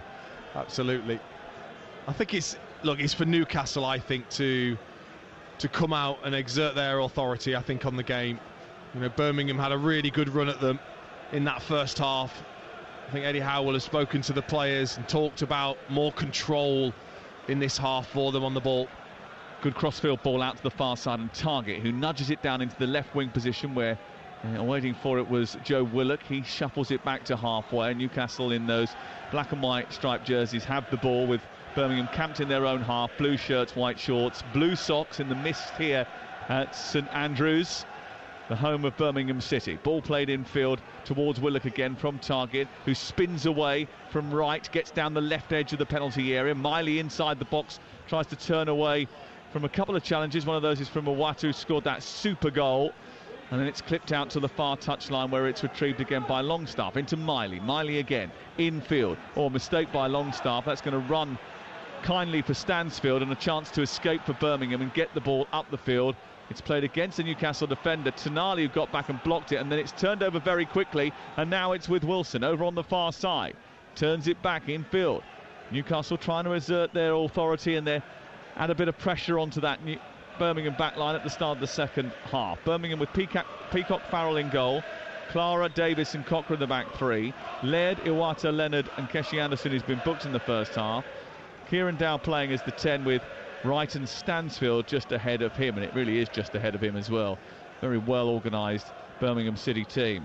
Nick Pope is the Newcastle goalkeeper, Livramento, Kraft, Byrne, who's been booked, and Targett the back four, Miley, Tonali and Longstaff the midfield trio, with Asula, Wilson and Willock up top. Here is Asula, who was dangerous in that first half, down the right hand side, looking to get into a crossing position. The cross takes a little deflection, goes over the top of everybody inside the 18-yard box, out the other side and away for a throw-in. Here's Dean Ashton. I thought he was a standout player, actually, Asula, for Newcastle in that first half. Caused lots of problems down the right hand side.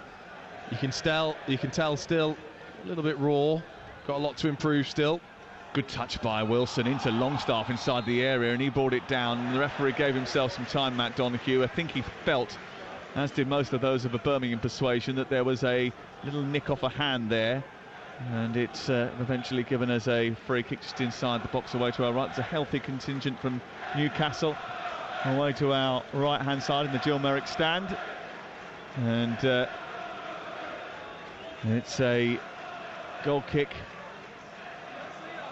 which is cleared away by Peacock Farrell. Upfield it goes, down to the right-hand side, headed on by Laird. Chasing it into the corner is Wright, but Byrne goes across, holds him off, and then volleys it high up into the night sky. And it's raining here, wet and drizzly, and Wright, who's turned the ball into the 18-yard box at the other end, has got no one to aim at. It's cleared away by Livramento. Anderson's made it difficult for him. Asula's come back to fight Anderson and given away a free kick halfway inside Newcastle territory, wide on the left. Cool, that was a nasty sort of body clash between Asula and Anderson.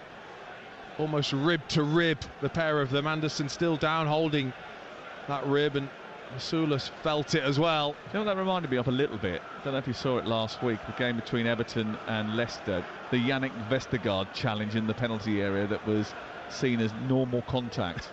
Yes.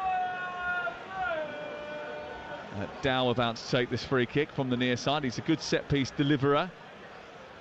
Newcastle fans in that Gil Merrick stand away to our right-hand side. Just a little bit quiet now, having been pegged back early on and then dragged back into the game after taking a 2-1 lead. Dow's delivery, it's a teasing one to the far post. It just skips away from Ben Davis and Ethan Laird, who were leading the charge into the box, and it goes out on the far side and away for a goal kick. I don't think he can do much more there, Kieran Dow.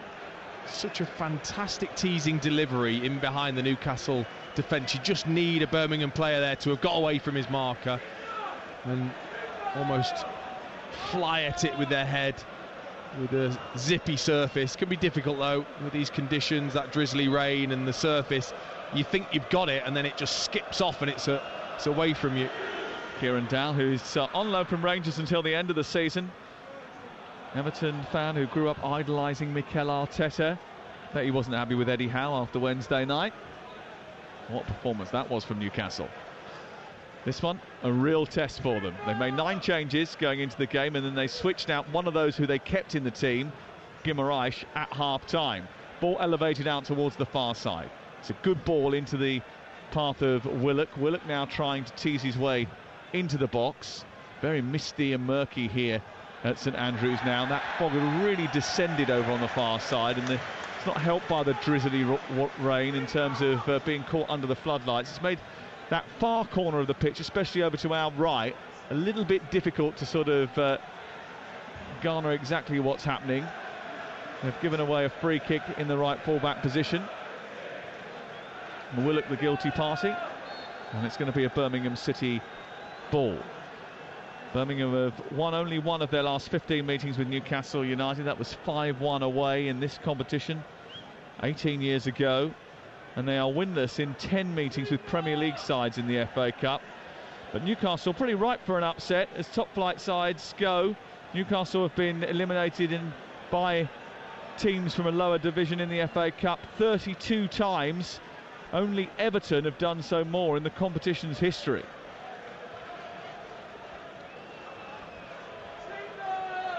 They have, however, I think made a proper professional start to this second half. Not allowed Birmingham anything yet. Quieten the crowd slightly. Dow trying to play a 1-2, didn't get it, then it's sent over the top for Wilson to chase. Defenders and goalkeeper will deal with that pretty routinely, and then it will be tossed back for Stansfield to try and get in behind Byrne. Byrne is being harassed by Stansfield, won it and then almost lost it. Then as it went out into the left full-back position, Stansfield nabbed it. Tonali jumps in and wins it powerfully, then clips it forward towards Wilson, who tries to guide it on to Asula, but across comes Cochrane, tidies up for Birmingham on halfway. I think Tonali's been a revelation, by the way, in that 6th position, just in front of the back four, but with licence when he needs to, not only to play those brilliant diagonal balls, but to power forward too. Laird into the penalty area from the right-hand side. Well, he's completely outwitted Matt Targett by out-jumping him and taking the ball that Matt Targett didn't anticipate. His first-time ball into the box was brilliant, but there was no one that was on the same wavelength and got up with him. And he should be fuming with his forward players because he did brilliantly. Flicked on and got the flick on himself. Here's the cross from the left-hand side into the box at the far post. Leonard's delivery is teased towards the back edge of the 6-yard box. It eventually came off of Len and goes behind. And I think there's a little bit of an issue here for Dan Byrne, who doesn't look particularly comfortable. Just gone down on his haunches and might need a little bit of treatment. He was just hobbling a little bit before that, and he's put his hand in the air and he's waved over towards the bench. And I think they're going to have to make a substitution. And that's the problem, isn't it? You know, when you do make 9 changes and you don't take him off, he's only been the captain for a few minutes because he took over from Bruno Guimaraes at half-time. And now I think they're going to bring on Fabian Schär, and the captain's armband being placed on the left bicep by the referee Matt O'Donoghue of Sean Longstaff. 2 changes then. On comes Fabian Schär for Dan Byrne, and on comes Jacob Murphy. And who's he going to come on for? I wouldn't be surprised if it was Wilson, you know, on the basis that Wilson has had so little football. And you're right. You know, you've got to protect him. He won't want to come off. But when you're building that fitness back up, it's about being patient, being professional, knowing your body, which I'm sure he does. Last thing he wants is to be out, and you want to protect him. He's a massive asset for Newcastle. And so is Dan Byrne, actually. And he, I think, has gone under the radar a little bit because, you know, when you look at all the recruitment and stuff that they've done, and you know, when you go through all of the changes at Newcastle, the fact that maybe, possibly, the next set of Newcastle players that win a trophy could include Dan Burn, a symbol of what the club means to the locals, even with the money injected after the takeover. That's quite something. I think he's taken to the magnitude of the club, understood it, and actually he's been so ever present in different positions as well. He's been vital at times when they've had injuries.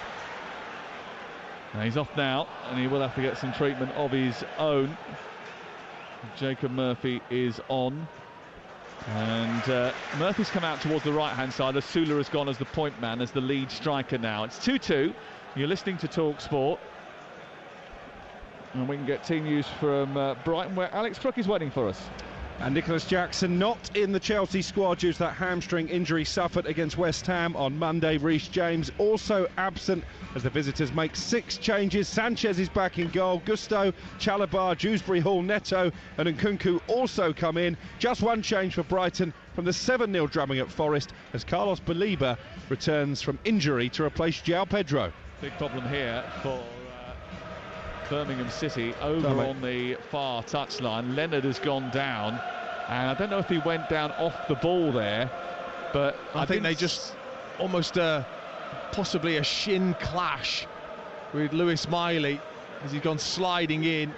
Lewis Miley just stepping, foot's not high, but Leonard catches came him sliding across the grass, didn't he, and collided with Miley. It was a 50-50 challenge. Miley actually connects with the ball. Well, maybe it is a 50-50, a blatant 50-50, but Miley comes across unscathed, but Leonard has stayed down, and then it continued for a little while, and he was still on the pitch. They've now stopped it, and he's awaiting further treatment. We played 57 and a bit minutes. You're listening to Talk Sport. We're live at the home of Birmingham City. It's 2-2. Yeah, Ethan Ladd's just gone over to the referee. He's kind of saying to him, he stood on him with his studs there, Miley. I mean, Miley's foot is not high at all. You know, it's really low, but the studs end up on Leonard's shin. Is that natural? His foot's not high, so his heel's almost dragging on the floor. It's clearly an issue, though, for Leonard. You hope it's not a serious one. It could even be a gash on his knee. Yeah, well, I was thinking about the knee issue, because actually, if you watch it closely, it's the knee that sort of gets the last bit of contact, isn't it? At the top of the knee. Just wonder whether or not that is the concern. What a fantastic first 45 minutes we had. Iwata's goal, the crown jewel in what was a brilliant first 45 minutes. And we're still waiting for Mark Leonard to get back on his feet after that clash. This place absolutely packed tonight, absolutely full to brimming. And it's not a romantic story Birmingham City's won. It's great for their fans. It's potentially great for the city, actually, because the new stadium could be at the heart of a brand new sports campus. It could change the whole landscape, the vision with which Tom Wagner and Tom Brady have, and the £9 billion hedge fund. But they're an example of the kind of football ownership that we've got now. It's a game for the mind-bogglingly rich. Newcastle in a similar sort of boat. You'll get barbs from other fans. There will be things you have to wrestle with internally, but that is going to be the game over the next 20 years, and I suppose you just have to enjoy the football. Yeah, and it's not all just going to happen. It's just not as easy as that. You know, we've got such an incredibly competitive pyramid that it is so difficult, even with the money behind, with the vision. You know, to get it right on the pitch is still very, very difficult. They're managing it very well at the moment in League One, Chris Davis. And it's just trying to continue to build on the momentum that they've clearly got at the moment. Alphonse Samsted is about to come off. Is it Williamson? Well, either way, they're going to make a change here.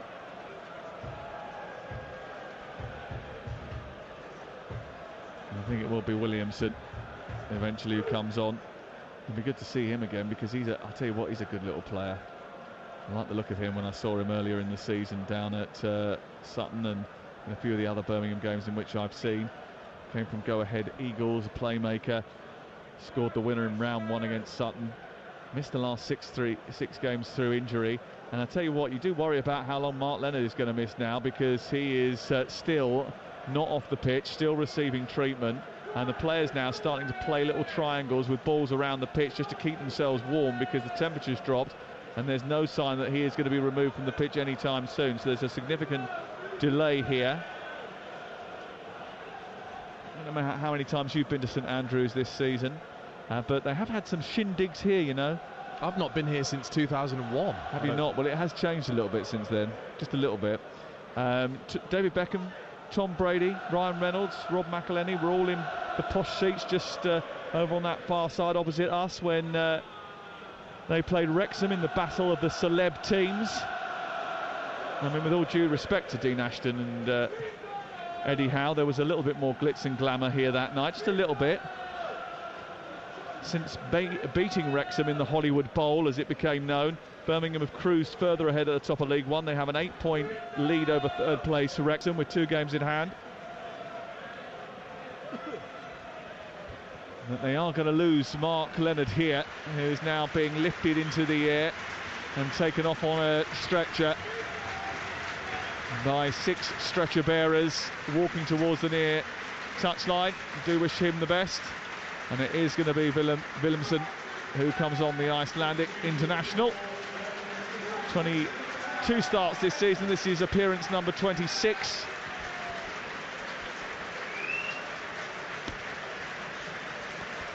It's just awful for a player to have to leave in that manner. The worrying thought of the injury. He knew straight away. He reacted straight away. He knew something was wrong. And rightly so, the crowd give him a fantastic ovation as he has to leave. Yeah, his arms were over the front of his eyes as he was taken off and came off the playing surface here. So he obviously clearly in pain or incredibly concerned, and they've strapped up the left leg. He's now just being wheeled away towards the tunnel, which is in the far corner. And we're about to get underway, and the referee quite sensibly actually waiting till he's a bit further away from the playing surface before they start trying to get back underway, which they now do. And still remaining here, we have at least another half hour, if not more, with added time. 63 on the clock. The ball out over on the far side, another collision. And this time involving another Birmingham player. It went back to Peacock Farrell. He launched it left-footed out towards the right-hand side, and Ethan Laird got absolutely smashed into by Target.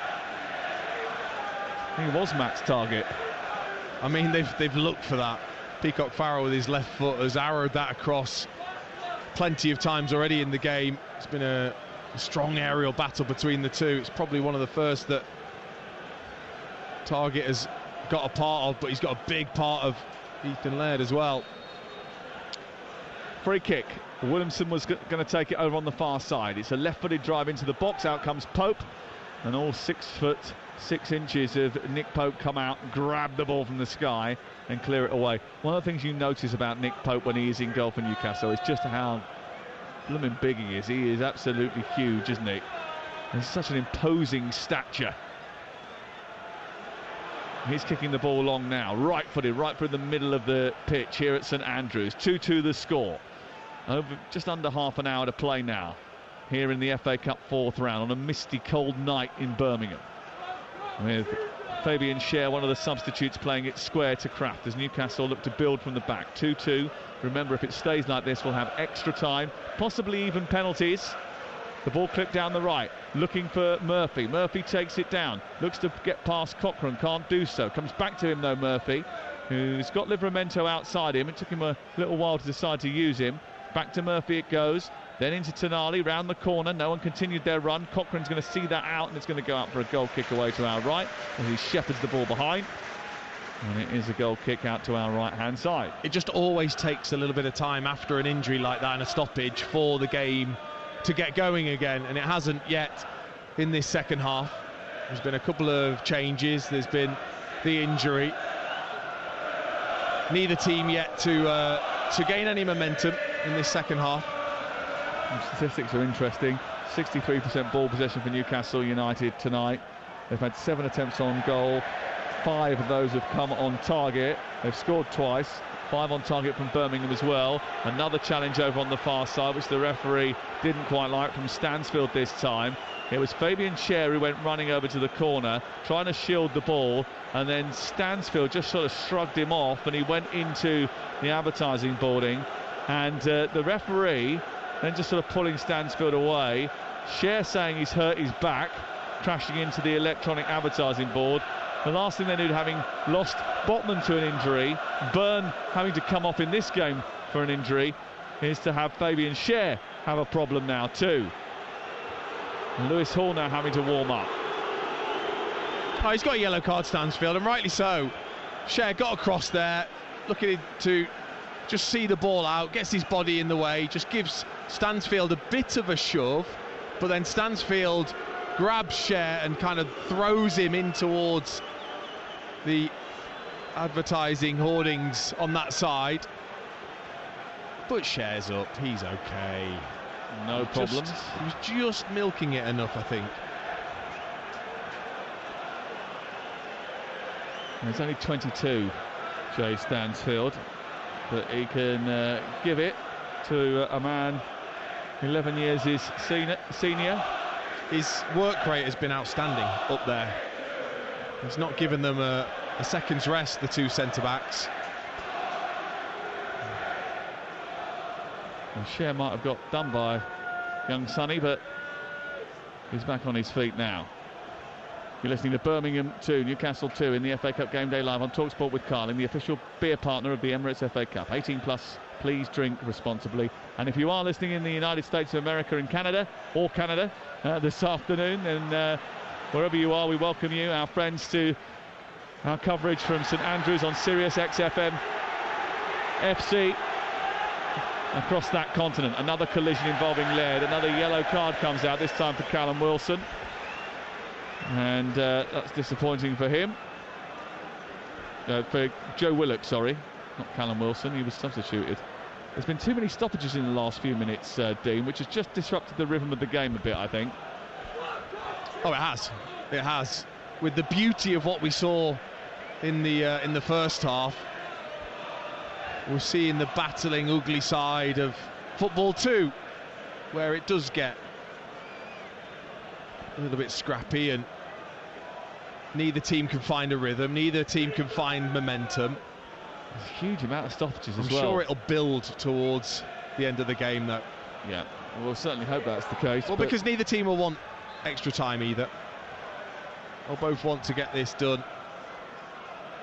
And it's nicely poised too. It certainly is. Coming up towards the 70-minute mark. Jasper Carrott, who's in the building tonight.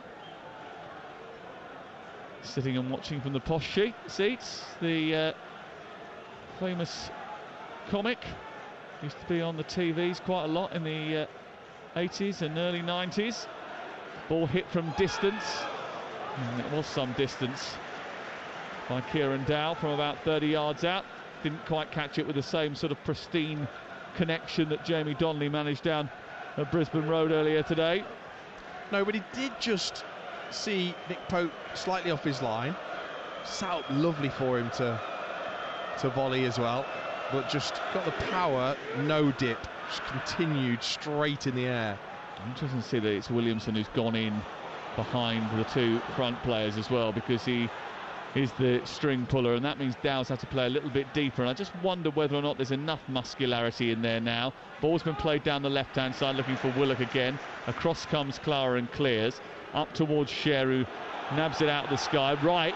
Well, he just sort of pushed him a little bit and took the ball off, and then Williamson trying to get the ball back in towards the near post, and then there was a pull down inside the penalty area. The linesman has flagged over on the far side, but he's flagged for an offside. And the Birmingham supporters getting a little bit excited that the referee was about to point to the spot, because Stansfield had just come from the blind side there and looked to try and win the ball, and then Keshi Anderson went down the right looking to try and tussle for it. He felt that maybe he was pulled down. The referee said no, and the offside was given against Birmingham. Well, Keshi Anderson has just caught, I think it's Longstaff, just taking a while to get his head up, and he's stepped, as soon as he's stepped in front of Longstaff, he's gone down. To me, it looked more as if Keshi Anderson had produced the contact rather than Longstaff actually even attempting to kick the ball, and the referee saw right through it. Ball cleared upfield by Newcastle. Willock goes down the left, Clara steps across, nudges him off the pitch. It was a pretty blatant sort of shove with his backside from Clara, which has knocked Willock off the pitch and given a free kick. I mean, we haven't had 4 passes consecutively played to one another in the last 10 minutes or so, Dean. It's been completely stop-start and anathema to what we saw in the first 45 minutes. Yeah, more yellow cards than accurate passes at the moment. And it is a yellow card. Yes, he reads it, but Willock, the ball's gone right past Willock and past Clara, and Clara's just thought, here's my chance. I'm just going to barrel into Willock, like you say, with his hip backside, and just shoves him off the pitch. You are going to get a yellow card for that now. It lifts the crowd. Don't get me wrong, it lifts the crowd, but gives you a yellow card. Here's the free kick as a result, which is cleared away. It comes back to the edge of the area, shot by Miley, that breaks kindly for Murphy, who hits it straight at Peacock Farrell. I mean, he wasn't looking at the ball at all. He only had eyes for Willock, and you saw that on the replay. Clearly sort of grimaced his face and stared at Willock and then went to charge at him. I don't know why he was complaining. Here's Murphy down the near side, trying to play it through a tight gap. Across comes Williamson, and nicks it, but then it's won back by Longstaff. Tonali, edge of the area is Osula. Osula trying to get away from Ben Davis, who's tracking him. Then it's played to Livramento, down by the corner flag. Tries to evade Davis, shuffles it back. Good defending by Birmingham. And then it goes back to halfway, and it remains 2-2 on Talk Sport. Back with Kraft into Osula. Advantage has been played here because they're on the attack. The back heel comes into the centre. It's cleared away by Iwata, but there's going to be a yellow card incoming for Ben Davis here, I think. Here is Murphy with a delivery in towards the near post, flicked away by Davis, and then Stansfield, lovely touch to get it out towards the right-hand side, and then goes past Tonali, and then Tonali is helped out by Murphy, and then Kraft gives it back to Stansfield.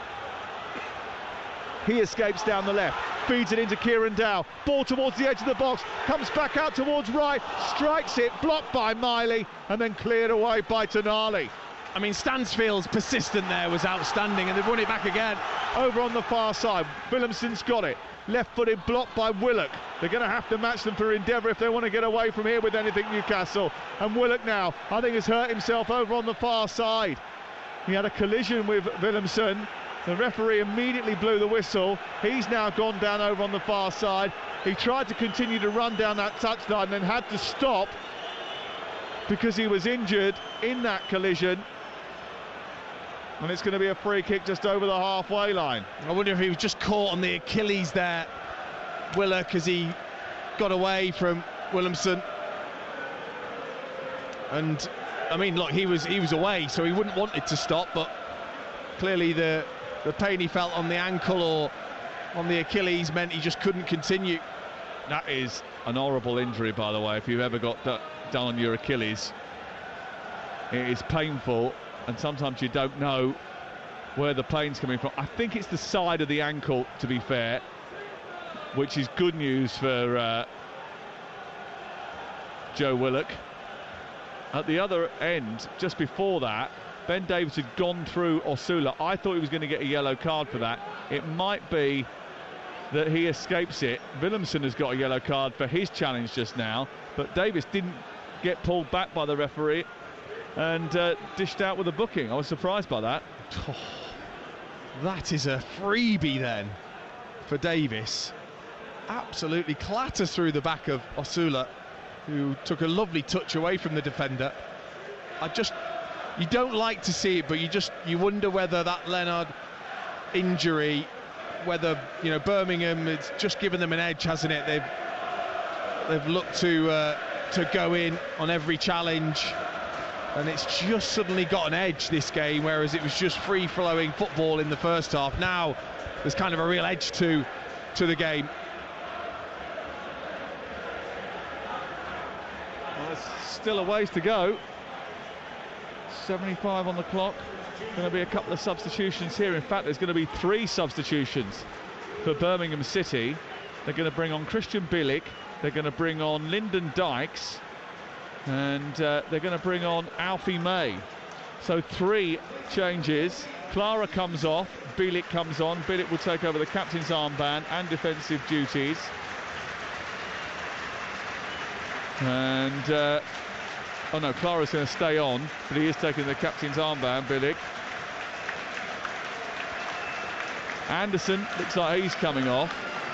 There's a problem now with someone else in the middle of the park, a Birmingham player who's gone down after a collision. Well, Anderson's come off, Dykes is on, May is on, and we can't really see who's coming on off the pitch now, because there's everybody standing up trying to take pictures, but I think it might be Stansfield who's emerging from the playing service on this near side. I just wonder whether that's going to change the shape with Keshi Anderson going off, whether they'll go to a 4, which they've played at times this season. Because you would expect Bielik to go into the back line or midfield. So we'll just wait to see if that is a slight formation change for Chris Davis. Yep. Free kick over on the far side. Scott Wright coming off as well during that exchange. Here's the free kick on the halfway line for Newcastle. Up towards the edge of the box. It's headed away by Williamson, then down by Kraft towards Murphy. Murphy now trying to move it forward into Longstaff. Longstaff finding Murphy once again, and then Tonali tries to play it round the corner. Livramento with a right-footed ball into the box, steered away by Davis, and it goes out towards the near side. Here is Livramento though, winning it off of Alfie May, trying to play it into the box, away by Clara, and then further towards the right. Willock has fed the ball to Target. Target's ball to the far post. Livramento was waiting for it to drop. He's teed it back up for Longstaff, who's miskicked it, and then Willock couldn't connect with it, and it's shepherded away by the Birmingham defence. Just couldn't quite show the quality there, could they? Great ball from Fabian Schär. Out towards the near side. And I think Cochrane has gone to left wing back now. Bielik has gone into the right-sided centre-half position, so Clara and Davis have shifted across. The Watter is still in midfield with Williamson and Dow. And Alfie May leads the line with Lyndon Dykes. Yeah, big man, little man, up the top now. Means you can try and hit a little bit sooner. Try and then get Dykes to flick on to Alfie May. Here is Livramento down the right side, in towards the near post, flicked away by Davis. Collected by Longstaff, who sends it back to Kraft. It's camped on the edge of the Birmingham penalty area here. Birmingham dropping a little bit deeper now, and they're being forced back by Newcastle United. Murphy with a cross deep towards the far post. It took a little deflection, that, I think, although the referee didn't see it that way, and it's going to be a goal kick away to our right-hand side. So Anderson off, Scott Wright off, and Jay Stansfield off, and that means that Bielik, May, and have come on. And there was also another change in the middle of the park as well. Lyndon Dykes, who came on up top for Stansfield. Yeah, well, Dykes, I mean, look, he's so good in the air. And he's got a 95% success rate in aerial duels this season in League One.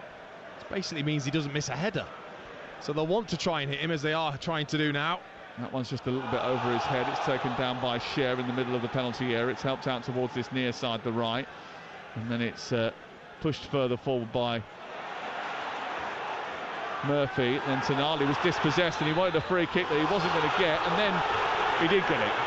The referee allowed the play to continue, Dykes was attacking down the left, May was moving into an advanced position, and the referee then blew the whistle for the challenge that had happened 5 seconds beforehand. It was a foul. And also I don't know why he was looking as if to give the advantage, because Lyndon Dykes ran onto it. Just a little brain reboot from Matt Donoghue and came to the right decision. 10 minutes to go. And it is 2-2 and finally poised. We had 4 goals in the first half, none in the second. It hasn't been as good a second half as it had been in the first 45 minutes. But Newcastle have won it with Longstaff, edge of the area. Miley trying to bound his way through. He continues to run down the right touchline, produces a cross into the box, but it's too close to the goalkeeper. You just got the feeling there with Lewis Miley that after winning it on the edge of the box, he tried to do a little bit too much. Well, every time he shifted it, thinking I've got the gap to shoot, a blue shirt appeared, and then he shifted it again away from that blue shirt and another blue shirt appeared. It was just really good backing up defensive play from Birmingham. Into the air by Kraft. The ball drops as Newcastle look to clear after Bailey Peacock-Farrell had hammered the ball into the Newcastle half. There's a tense 15 minutes still to play here, with the added time that is bound to be put on at the end of the game. Miley out to the left. Willock trying to take on the Birmingham defence. Gets it onto his right foot. Or it's sent right out to the other side, and Livramento on the angle of the penalty area. Now onto Longstaff. And then in towards Willock. Arriving late inside the 6-yard box through the legs of the goalkeeper and in. He celebrates in front of the Newcastle supporters. A brilliant move, a lovely ball out towards the right-hand side initially, which found Livramento, and when it was helped into the middle and picked up by Willock, his first-time effort went through the legs of Bailey Peacock-Farrell, and Newcastle United had the lead for the second time on the night. It's Birmingham City 2, Newcastle 3. Well, like the ale in Newcastle, this was beautifully crafted. It was just so good down the right-hand side, played in, 1 and 2 touch, runners beyond, third-man runners to take the Birmingham City defenders away, who have been so good. But when you need a massive bit of luck, when you need a big bit of help in what's been a scrappy second half, they had it. Because once it gets to that right-hand side, and Longstaff looks to then play the ball in, it ricochets perfectly to Willock, who's nice and alive. He just sees a nice gap between the goalkeeper's legs, and he just gets his head down and hits it low and hard and skips it off the surface, and it is past the goalkeeper in a flash. But you need that luck sometimes to fall for you. Well, it did. What's beautiful about this is that it's Willock who, on the far side of the pitch, plays the ball laterally, just out of reach of the Birmingham midfield, that it reaches Livramento. He shifts it on down the right channel into Longstaff, who nudges it infield. It takes a little deflection, just sits up nicely, but Willock had continued his run from the left edge of the area right across the box to the right side of the 6-yard box, and he arrived in the nick of time to steer Newcastle into the lead. I was just really impressed with the runners off the ball in that move for Newcastle to open up the space. But you're right, Willock's he's just arriving, and he's on the move, hoping it just happens to fall for him. And then he had the composure to finish.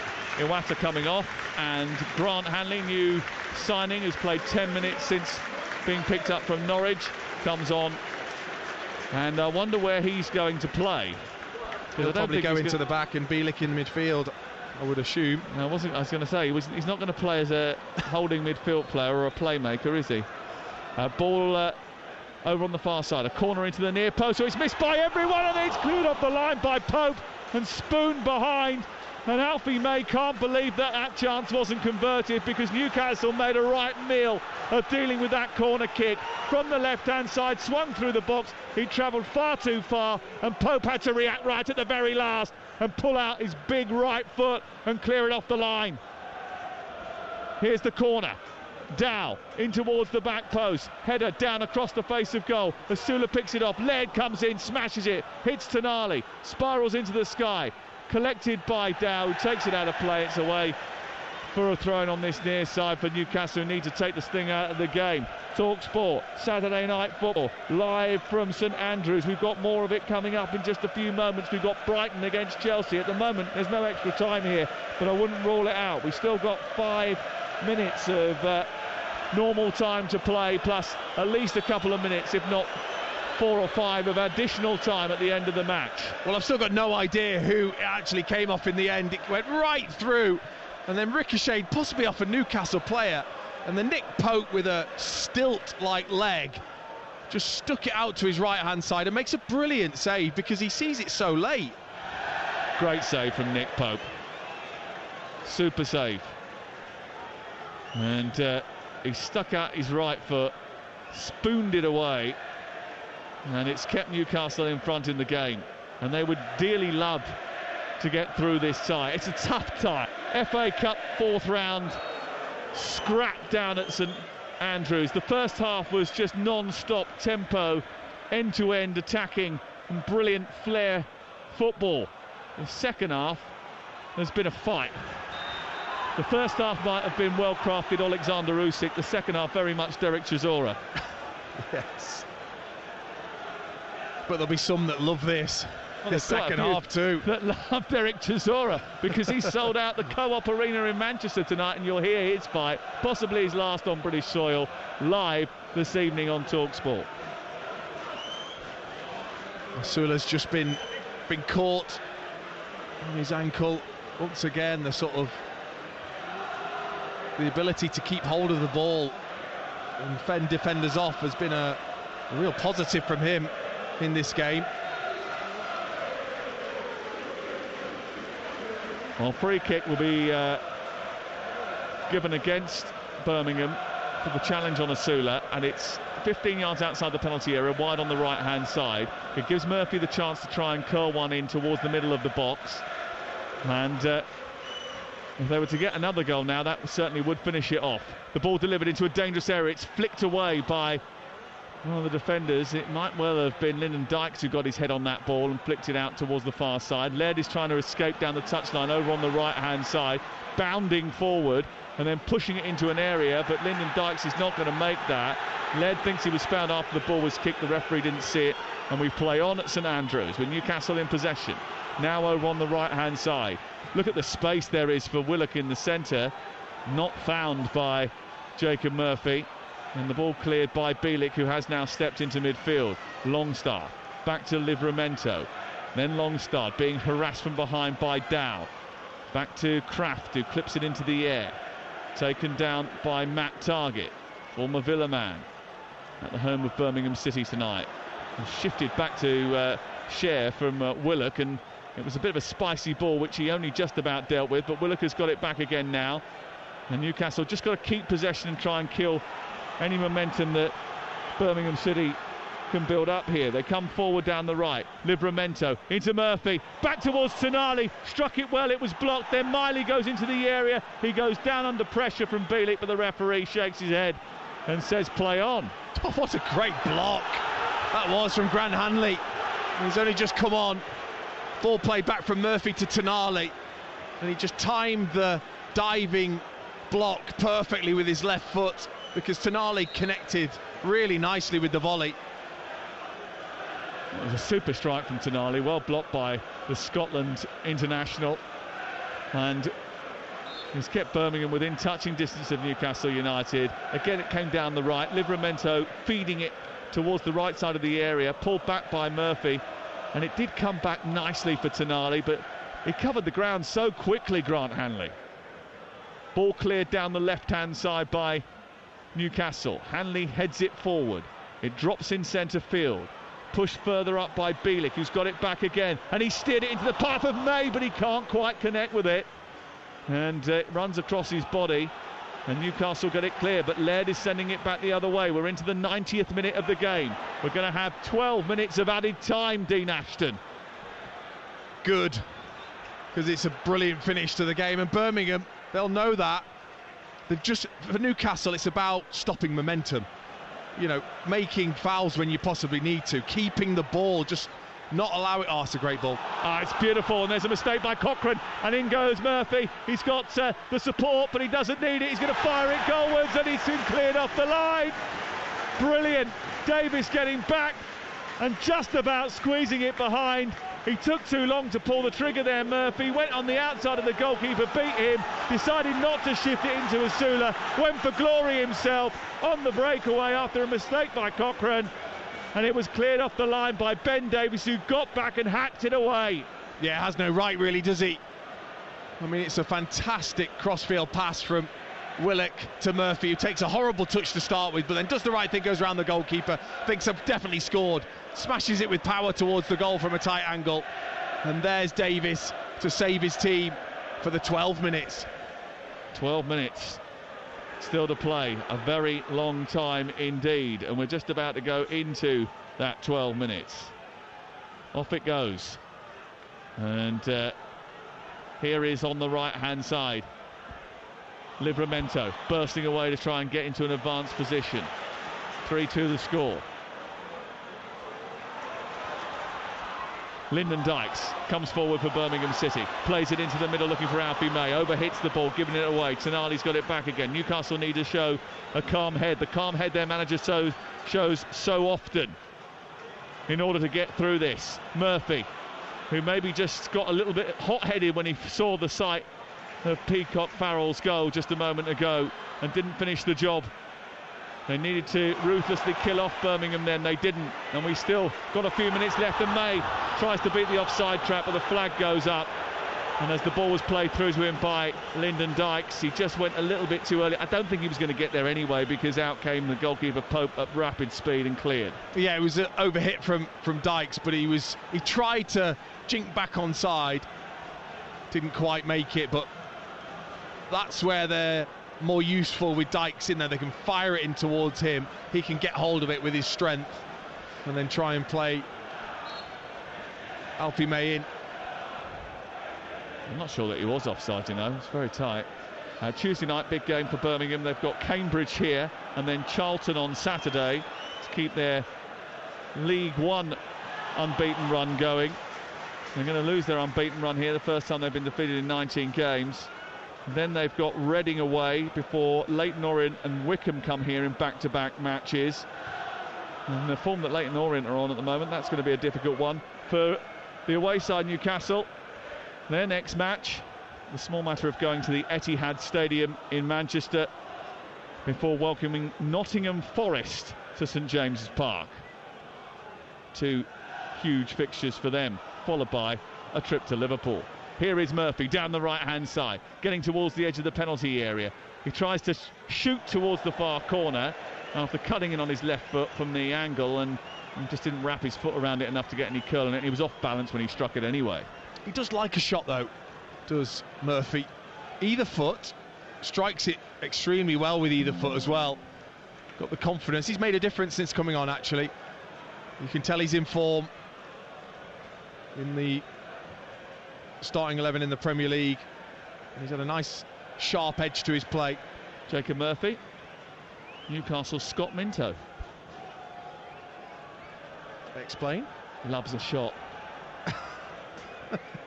Whenever you go out with Scott, always turns up with a tray of shots. Nightmare, absolute nightmare. I think you and I both experienced that over Christmas, didn't we? Yes. Here is Murphy, round the corner into Longstaff. We've still got a good 9 minutes of added time to play here at the end of the game. It's 3-2 to Newcastle United. Alex Crook and Troy Deeney bringing you live commentary from Brighton against Chelsea at 8 o'clock tonight. That's live as soon as we finished here. And then the fight with Derek Chisora in action straight afterwards. So that's a dicey back pass to Peacock Farrell. And Miley couldn't close him down in time, and Peacock Farrell manages to squeeze it into the path of Christoph Klara, the tall, muscular, blonde Austrian, who is now at the heart of the defence with Hanley and Davis, who've made that clearance off the line, which has given Birmingham hope. We're still 8 minutes of stoppage time to play, but here's Miley Can Newcastle show the maturity, despite all their changes and concerns over a couple of injuries, to get through this unscathed? They've just got to keep it like a keep ball session. Like there, Kraft has gone long. There's no need for that. Just keep the ball. If you're Tonali and Longstaff, you start getting on the ball, start playing little triangles like they would do in training. You've just got to stop any momentum that Birmingham can try and build. Eddie Howe on the near touchline, trying desperately to indicate what he wants from his team, but it's up to Dykes, who's nodded it into the path of Alfie May, left side of the area, looking for a shooting position. Well, he's managed to find one, but it was such a difficult, tricky route. It was almost like trying to shoot through the eye of a needle. He managed to do it, but without the pace that was required to upset Nick Pope. I mean, it was such a simple attack. Clipped ball in towards Dykes. He wins the header. It falls for May. May uses the overlapping run from Cochrane to then cut inside on his right foot. Just when he needs to strike, he bobbles it. Cochrane with a mistake. He's headed the ball on towards Asula, right edge of the area. He's gone for the Iwata, and he's not as accurate. It's well over the top. That was purely, I've put so much work into the game as a forward player. This is my chance to just get out of my feet and have an attempt at goal. He was never set. There was never really the angle for it. The defender was in front of him, and in the end he whacks it over the bar. And we still have 6 and a bit minutes of added time to play on Talk Sport, with time ticking away, and Newcastle leading by 3-2, but with Birmingham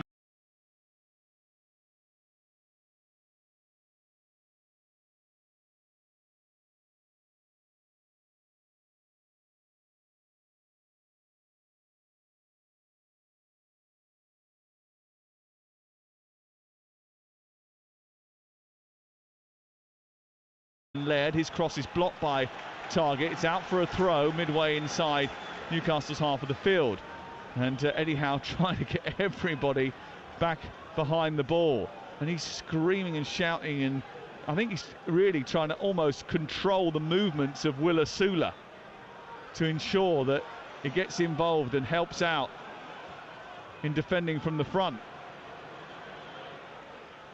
Longstaff on halfway, draws the foul from Cochrane, will take his time over the free kick, and that gets a clap from the manager, Eddie Howe.